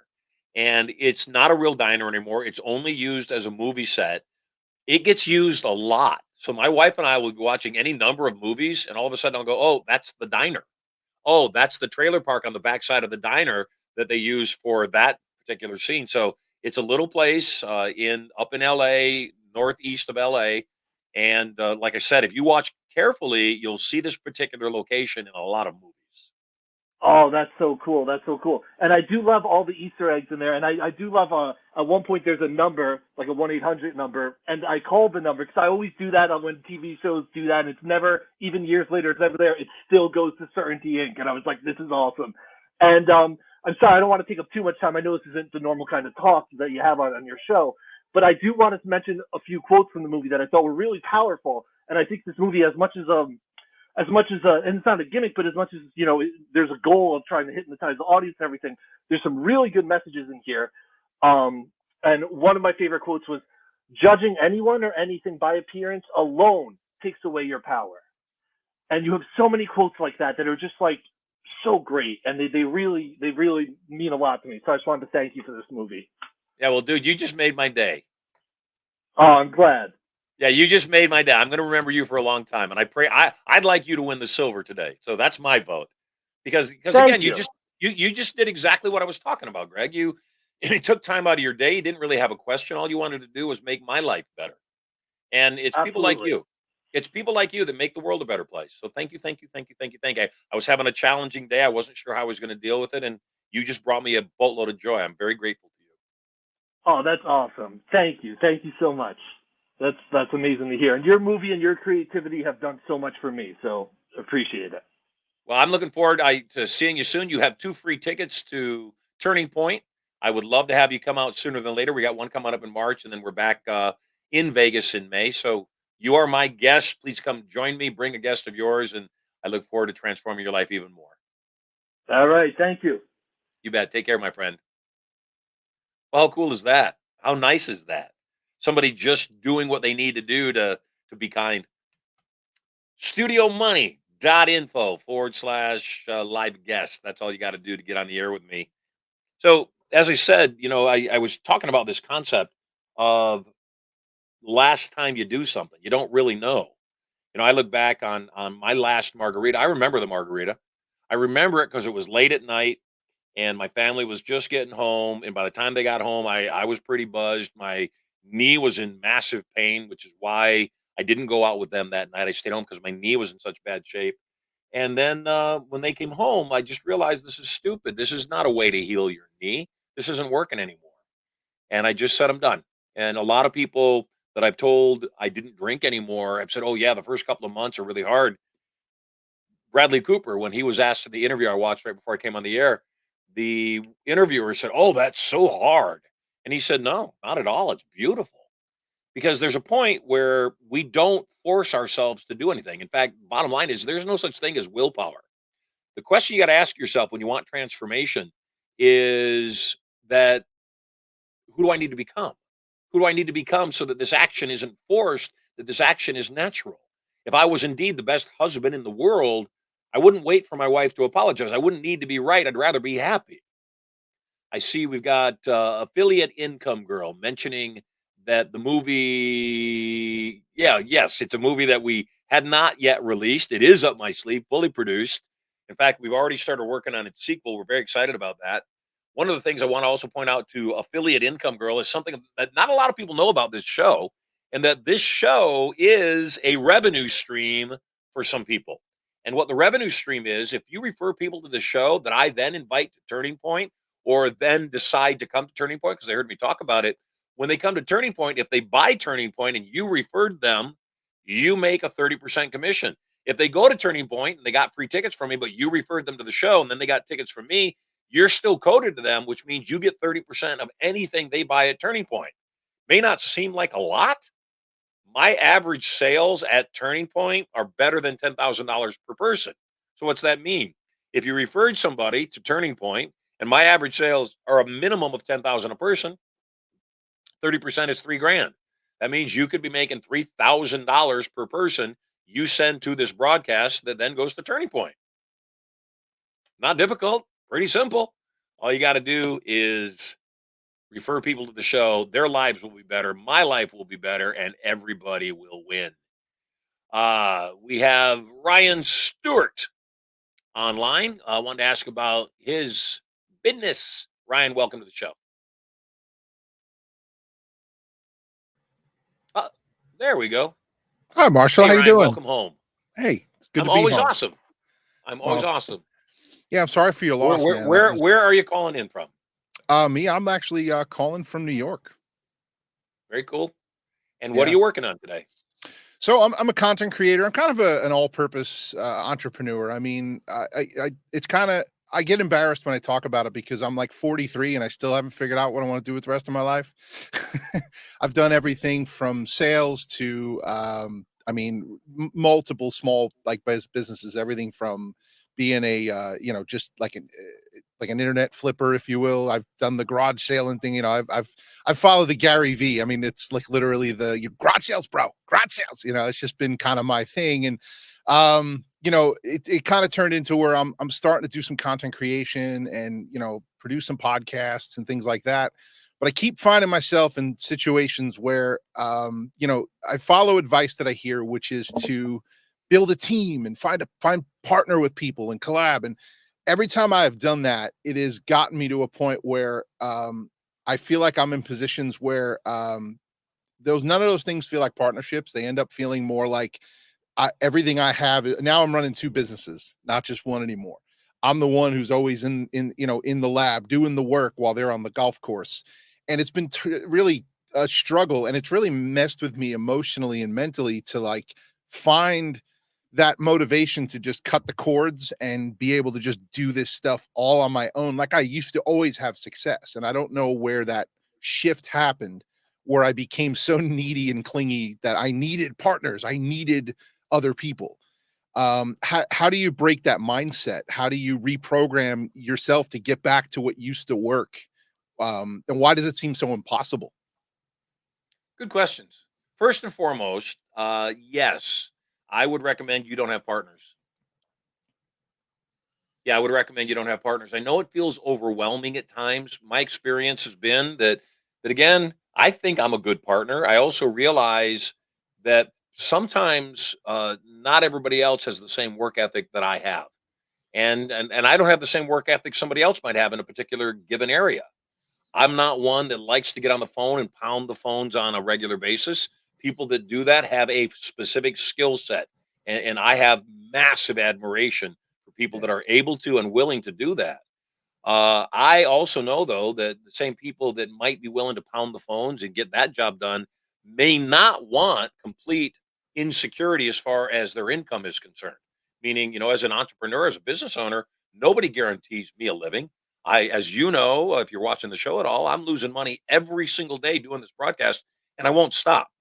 Right. When we launched this, I told my wife, said, what if you don't start seeing numbers right away? I said, we're going to give it 3 months, and at the end of 3 months, whatever we got then, we'll deal with it. If it didn't work, then it didn't work. Then I got great content. I had a lot of fun. And we changed some lives.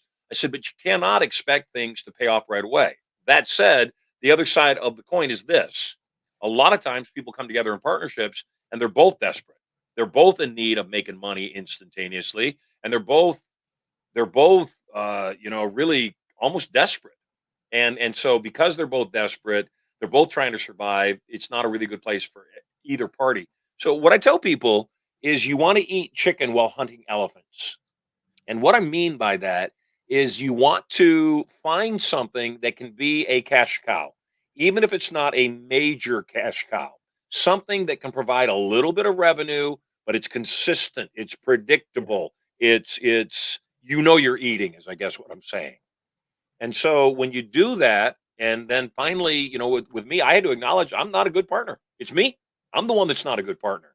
And I'm not a good partner because I expect everybody to work as hard as I do, and they don't. And then when Right. they don't, I get pissed off. And Mhm. so what I would recommend for you is that you, number one, don't need a partner anymore. Just say, you know what, I don't need a partner. I don't want a partner. And if you don't want a partner, then you do it yourself. But then the other side of the coin is if I don't have a partner, I'm 100% responsible for my outcomes. And that's part of the benefit of having a partner is, oh, we are working on this together versus I'm all by myself. No, it's me, 100% me. Yeah. Again, my whole thing is I'd rather it was me, and I'd rather be responsible, and I'd rather reap the benefits. What do you think, Ryan, right now? What do you think is the biggest thing you need to learn, the biggest skill you need to cultivate? I mean, fully transparent. I probably just need to get my confidence back. Yep. I mean, and it seems so unrelated, but and I tell this story all the time to people because I mean, I have found one of the best ways to heal is you just be open and honest about your journey, and you never know who's going to speak life into it. Instead of trying to be all brave and I got it, it's like, oh, But for me, I would say that I literally had like a Midas touch from like you know, because I lost everything back around like 2012. I mean, car repossessed, getting kicked out of an apartment, have no money, and built myself up to a point where, you know, I mean, I was paying cash for everything. I had 3 cars. I mean, everything was like, whoa.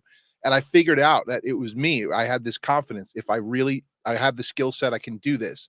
So going into COVID, I was like on top of the world. Everything I was doing was just working. It was just, I mean, what can stop me? And my mom got diagnosed with lung cancer. And I didn't have the greatest relationships with her around then, but I swooped in like the hero because I can do anything and we can beat cancer together and quarterbacked her entire cancer journey. And that was the first time in my life I feel like I did everything right and lost. And I don't think I've ever recovered from that. And it You has haven't. shook it that has shook literally everything in my life since. And I have moments where I'm like, I'm back. And then something, the littlest thing could happen, and I'm right back to like, I don't even want to play the game. You know, I don't know how much sense that makes, but I think for me, I just need to get that confidence back that it's okay to lose the game. But that was the first time in my life I did everything right and still lost. And that was really tough to swallow. And And then I think that the biggest challenge for you is your frame. Your biggest challenge is you lost. No, your mom died. You didn't lose. Your mom died, and you miss her. My mom died in 2013, and I miss her. That doesn't mean I lost the game, and it doesn't mean that she lost. And this morning I was sitting in the spa and I was contemplating my friend Dean, who passed yesterday. And I was thinking about him and I was having a conversation with him. And I'm absolutely certain his spirit was with me because he and I were extremely close. And again, we were there for each other in tough times. And I believe that that's the biggest shift that you can make is not think that any of these setbacks or any of these occurrences were losses of any kind. You sound like are you married? um about to So no that would longer tell be. me that you're married, but the marriage is about to wrap up. Is that true? Yeah, it's looking that way. Okay, it's cool. Again, I didn't want a divorce. I didn't want to be divorced twice, and I fought for my second marriage for 4 years. In retrospect, I realize that I'm glad I fought for it. I also am very glad that I didn't succeed. I'm extremely glad that my ex didn't want to come back because now I look at my life and all I can think is, what was I thinking? Yeah. My mom passed in 2013 and I had already met Erica, my wife. And so my mom got to not only meet the love of my life finally, she also got to meet two of her three grandchildren from my family. And again, my mom I know is happy with the man that I've become. So did you love your mother? Very much. It was Did she love you? in her as best as she was capable. Yeah. Yeah. Well, that's mom's. I have 10 siblings, 11 kids in my family. I Mhm. took care of my mother 100% financially for the last 20 years of her life, and I was not her favorite child. Yeah. And it used to bug me. It used to bug me to no end that I wasn't her favorite child. I'm the only one that takes complete and total financial care of you. Why am Yeah. I not your favorite child? What brought a lot of healing in that just after it was crazy because my mom never really talked about her upbringing much, and I didn't find out until after she passed that like she never knew her birth mother. That was such news to me. Her dad was a very toxic narcissist. She grew up in a very, very abusive household, and I didn't know any of it. And I mean, growing up, you got all this childhood trauma and all these moments that you remember. It's like, why did that happen? Now it made sense. And the forgiveness that was able to come from that and go, look, like, yeah, my mom's responsible for a lot of the things that she would do and say in my life. But at the same time, it's like I have a remorse. Like, dang, if I had only known, maybe we could have approached this differently. If you can understand and it's just much like you talked about a gentleman at that meeting. It's like when you recognize the source of where what you're seeing and experiencing is coming from, you could either sometimes fix it or at least make sense of it and not feel like it's me. It's my fault that they're that way. And Yeah, and then so yeah, also to acknowledge that some things are not fixable and that's just the way they are. My that's mom again is a good example. She was an amazing human being. and I wasn't her favorite. And everybody, all the kids know who her favorite kids were, and even the favorites knew they were her favorites. Although mom would say, "Oh, I don't have a favorite," she would act differently. My mom's favorites were underdogs. We were always underdogs growing up, so my mother always had a soft spot for underdogs. The challenge is I was never an underdog in my family. I was always, especially when my career took off, a patriarch, and I was the Mhm. one that took care of everybody. And my mom simply didn't think I needed it. She said, "No, you can take care of yourself." I remember I had a brother that I had a challenge with, and my mom just said, "Well, just give him the car." I had sold the car and he hadn't been making payments. My mom said, "Just give him the car." And I said, "Mom, why would I do that?" She said, "Because you've got lots of cars. Just give him the car." And that's how her mind worked. And so Jeffrey Dahmer, in one of his last interviews ever, not that you remind me of Jeffrey Dahmer, but Jeffrey Dahmer, in one of uh, his last interviews, he said, he was asked, if we let you out, if you had a chance to get out of prison, if you got a chance to be paroled, what do you think would happen? He'd say, "Oh, I'd eat people. I'd kill people. It's what I do." And again, sometimes we don't like someone's nature, but we have to accept their nature because it's their nature and they're allowed to live their lives however they want. My father and I never had a good relationship. I'd call him on the phone. First words out of his mouth were, "You little SOB, why are you calling me?" Last words out of his mouth, "You little MFer, don't ever call me again." Every single time for 30 years. And then one day I get a call at my office. It's my dad. He says, "Marshall, I saw your infomercial. Wanted to tell you I'm proud of you. First time my father ever called me in my lifetime. I'm proud of you and I'd like to come visit you. I love you, son. I've been a really bad dad." Holy cow. Where did this prompting come from? I'm thinking, "Yeah, dad, I'd love to see you. I'll send you a ticket." I sent him a ticket and he died before he could use the ticket. And again, some people would say, "Oh, that's so bad." No, it's so good because the alternative was he never called me. The alternative was we never connected. And as far as I'm concerned, my father and I, we connected right before he died. And Yeah. and again, I go back to this thing because we're talking about it. The video that I watched of the guy, saying, if you yell at your kids before they go to bed, you're the voice ringing in their dreams. You yell at your kids before they go to school, you're the voice that they carry with them all day long that makes them think they're a piece of crap. Right. And I thought about that. I was thinking, am I being a good parent to my children? Am I filling them up adequately? Am I being a good husband? Am I reminding my wife every single day she's the best decision I ever made? Am I being a good friend to you, to my listeners, to the people that are watching this broadcast? Am I reminding you on a regular basis so that when you leave this broadcast, which is my desire, that everybody that leaves the broadcast, walks away, walks into their life and says, "You know what? Yeah, I'm a good human being. I deserve goodness." Because what's going to happen is we tend to be attracted to people that we're like. Back to the question of partners. And the person that you were when you formed the partnership may not be the person you became after the partnership was formed. Meaning when the rubber hit the road, you got to work and they didn't. But that Yeah. was who they were every time the rubber hits the road. Every time the rubber hits the road, they go golfing. Yeah. Every time. Yeah. I Go had a ahead. therapist tell me that, that like people are mirrors of like the people that you build relationships with often are mirrors of you. And me, I'm a fixer. So I tend to, a lot of my relationships with people usually tend to me showing up to fix things or add knowledge and value to their lives. And I end up going so hard trying to fix things and realizing that, like, if what she said is true, that people are mirrors of you, I'm actually trying, something in me wants to fix me. But instead it's just that person is somehow this version of me that I see myself, and I can fix that. That's easier. So I Yep. know that that's definitely been a challenge to kind of get past. And as far as the business stuff, it's just been like, I find myself just getting overwhelmed with things that I can capable. That seems like the easy things are what I get the most overwhelmed with. It's like what I don't get overwhelmed is when something seems out of my league. This is too hard to do, but I'm like all in and I'll get it and do it at a high level.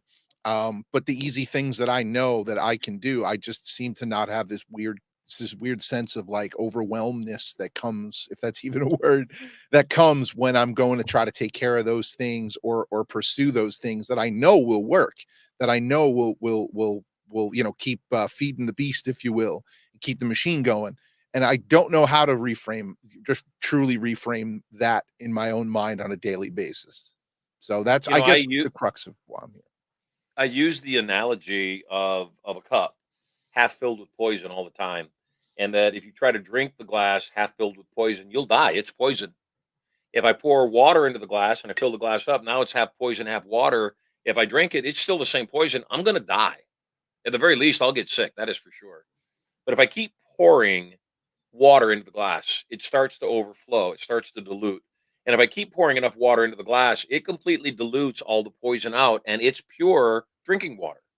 Your challenge is that you have lived an extended period of your life with poison being poured into your life, not purity, not good stuff, all bad stuff.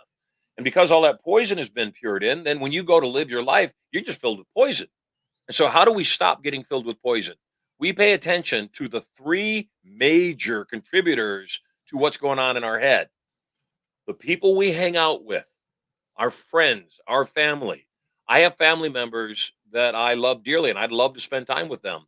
I have family members that I love dearly and I don't want to spend one moment with their current self. I don't like their current self. And again, I don't beat myself up because I don't like them. I just say no, they're they're my relative. I love them. I don't want to be with them. That's all. I love them and so that's first. Second thing, you got to really pay attention to what you're consuming online, including this show. You know, if anything in this show is toxic to you, and I pray it's not, I can't imagine it would be. If somebody was extremely woke and left and confused, yeah, I'm sure they hate me because I tell the truth. And I'm not going to pretend somebody is a woman just because they want me to pretend they're a woman. I'm going to say no. If you want me to pretend you're a woman, I'll pretend you're a woman, but I'm not going to acknowledge you're a woman when you got a penis between your legs. It doesn't work that way. And I don't What- need to, step into their neuroses to make their life better. What I need to do is assist them and love them and say, look, whatever you want to call yourself, I'm cool with that. You just need to know Yeah, I don't buy into it. right. And then the final thing you've got to pay attention to, not just the people you hang out with, family members, friends, the social media you consume, you want to pay attention to your entertainment. What do I mean by that? Not just social media. You want to pay attention to the songs you listen to the movies you watch, to the books that you read, because they all will add up and make you the person that you are. And if you don't do that, guess what? You're screwed. So you're loved. I'm glad you're here. I'm going to get one more call in before we wrap up the day.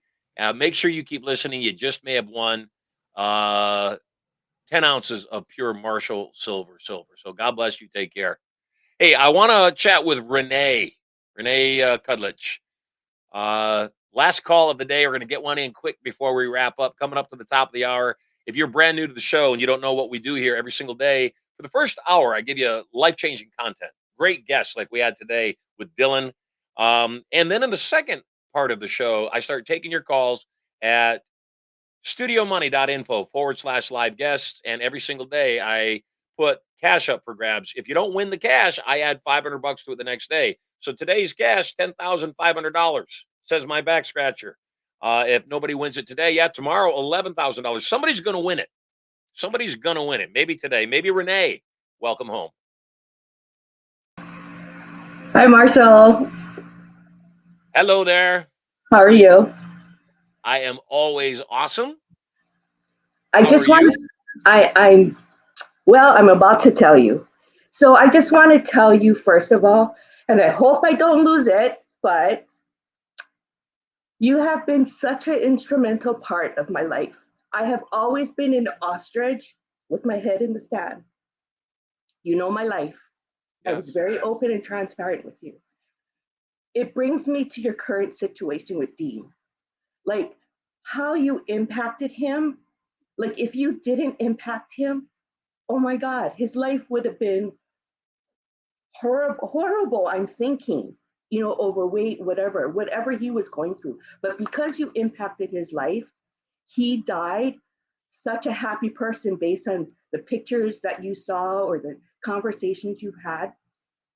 So I just want you to like bask in that, like just realize that, oh my gosh, I made his last 10 years or however long you've been friends wonderful. And it brings me back to myself. Like I came home in um, at Halloween. I was in Vegas. I came home to Hawaii at Halloween, and I came home to my house being flooded. So my house flooded. I didn't know what to do. I was on a time frame. I had to get to Inner Circle. I dried up the house as best as we could with the help of, the services that are out there. Got to Inner Circle, tried to give it my all. And I became that ostrich that took my head out of the sand. Yes. If I didn't go or meet you or go to Inner Circle, Turning Point, or like twice or three times, I think I would have lost it. I mean, I'm living in one room. My belongings are all in this one room. I mean, I've been sleeping on the floor since December 1st when I came back to Hawaii to deal with the loss. And, it's to me and listening to Dylan, it's like, it's just a moment in time. I'm going to get through this. I'm going to figure it out. But there was moments that I thought, gosh, when life throws you a lemon, like, how do you continue to make that lemonade? And I just like the best person for me to ask is you, because I show up every day. I want to be present to win. I learn something new every day. And but there's still, like, I want more feedback particular to my situation. How do you like today, like, how do you move on with such grief and frustration in life and just keep continuing to make that lemonade? Thank you. I love you so much. You are just this I incredible love it spirit, and too. I would agree with you, Renee. I've watched you blossom. The woman that I met in Salt Lake City is not the same woman that came to Turning Point, and the woman at Turning Point's not the same woman that came through Inner Circle, and not the woman I'm looking at today. So I wanted to compliment you. You're blossoming. You're magic, and it's beautiful to see because the world needs you. I need you. The world needs you. The other thing that, thank you so much for your condolences about Dean. I think about Dean, and again, we don't know as human beings necessarily what's on the other side. I am positive my amazing friend blessed so many lives, and I agree and thank you that in whatever way I certainly pray that I was a large portion of his life, which I know I was, because he certainly was a substantial portion and impact on my life. And so, again, that's the thing that I keep coming back to is that we don't get to choose what happens to us. You don't get to choose whether or not your house is flooded. It flooded. All those poor people in Maui that are getting screwed over by the government right now, that are Yeah. literally being absolutely robbed, stolen from. And I think that's what's going on in Maui. Is I believe their houses were burned down intentionally, and I believe Yeah, that's in. Well, you're not. I think you believe the same thing, I and do. I believe that it's a land play by certain movers and shakers. Frankly, some in the media. And again, I'm not accusing anybody of anything, but certainly people that I respect, at least used to respect, Oprah and Rock, for them to come on and do what they did immediately after all the tragedy and the loss of houses was unacceptable. And so they can't they can't do anything right now with what's going on because their world's in somebody else's hands. Mhm. Whenever my world's in someone else's hands, even if the hands are God, the first thing that I say is the most powerful thing I can do right now is to surrender. And when you surrender doesn't mean you give up and you admit defeat. Surrender is the first step toward Satori, being in the present moment. Okay, uh, the majority of my house is flooded. What do I do? Well, the living room's not flooded. I'm going to have to live in the living room right now because it's the only dry place in my home. And while not happy and certainly not, singing the praises of sleeping on the floor in the living room, you have a living room and you have a roof and you have food today and you have somebody near you that loves you. And again, when I'm in hell, the easiest way out of hell is to find one thing perfect in our life because there's nothing perfect in hell. So if we can find one thing that's perfect, one thing we wouldn't change one iota, then we'll start finding one more thing and then one more thing and then one more thing. So as I wrap up today's show, I would like you to know you are the perfection in my life. You are the thing that makes my life better. You are my reason for joyfully getting out of bed, celebrating my life, and remembering the reason I do all this stuff. So Renee, I love you. Thank you for being on the I love show. you too. I will see And I you look- at Turning Point and First Million and Yeah, I'll see you next week at First Million. yes. Awesome. God bless. I love people. I love you. Hey, 227.24, $10,500 cash was up for grabs. I talked about a lot while we were talking to Dylan about people that are in marketing being, what was the words that I used to describe? I said they are questionable, they are suspect, they are suspicious, they are disputable. And the secret word of the day. Oh, before I do that, by the way, we had 3 callers today. We had Greg, we had Ryan, we had Renee. You vote for who was the most interesting call. You vote for the call that engaged your interest the most. And you put it in the chat who you want to vote for. Just put it in the chat. And whoever gets the most votes in the chat where you are, my team will go by, check it out, and you'll be rewarded on tomorrow's show with 10 ounces of pure silver. Today's secret word of the day that could have won you $10,500 since nobody got it. Tomorrow, it'll be 11 grand flat. I like that. What was the secret word of the day? It was a word that means questionable, disputable, problematical, suspicious, doubtful, debatable, suspect, dubious. So if you didn't win the cash today, it's up for grabs tomorrow. Somebody is going to win it. And I'd like it to be you. I'm Marshall Sylver. You are totally loved. This wraps up one more edition number 12 of Marshall Sylver Live. We're here live every day, Monday through Friday, from 10 a.m. Pacific till noon. I look forward to seeing you tomorrow. Until we see each other, you don't know how much time you get with somebody else. Make sure you're telling the people you care about you love them. Make sure you tell total strangers you love them as well.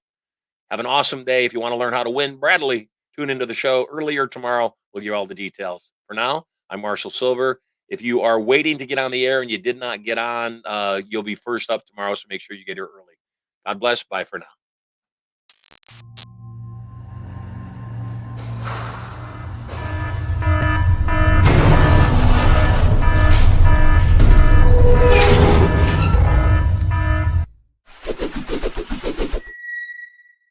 Hey there, moguls. It's me, Marshall Sylver, your personal millionaire maker. Getting very excited about my brand new show coming up 2 hours a day, 5 days a week. I'm going to broadcast live to you. I'm going to give you content, information, emotional, mental, physical, and even spiritual power. I'll also invite some of my cool multi-millionaire and billionaire friends onto the show to give you more direction, more advice for having it all. All the knowledge to get everything you want and so much more. All you got to do is log in to the show to get information coming to you live from the bunker right here at Studio Money. So stay tuned.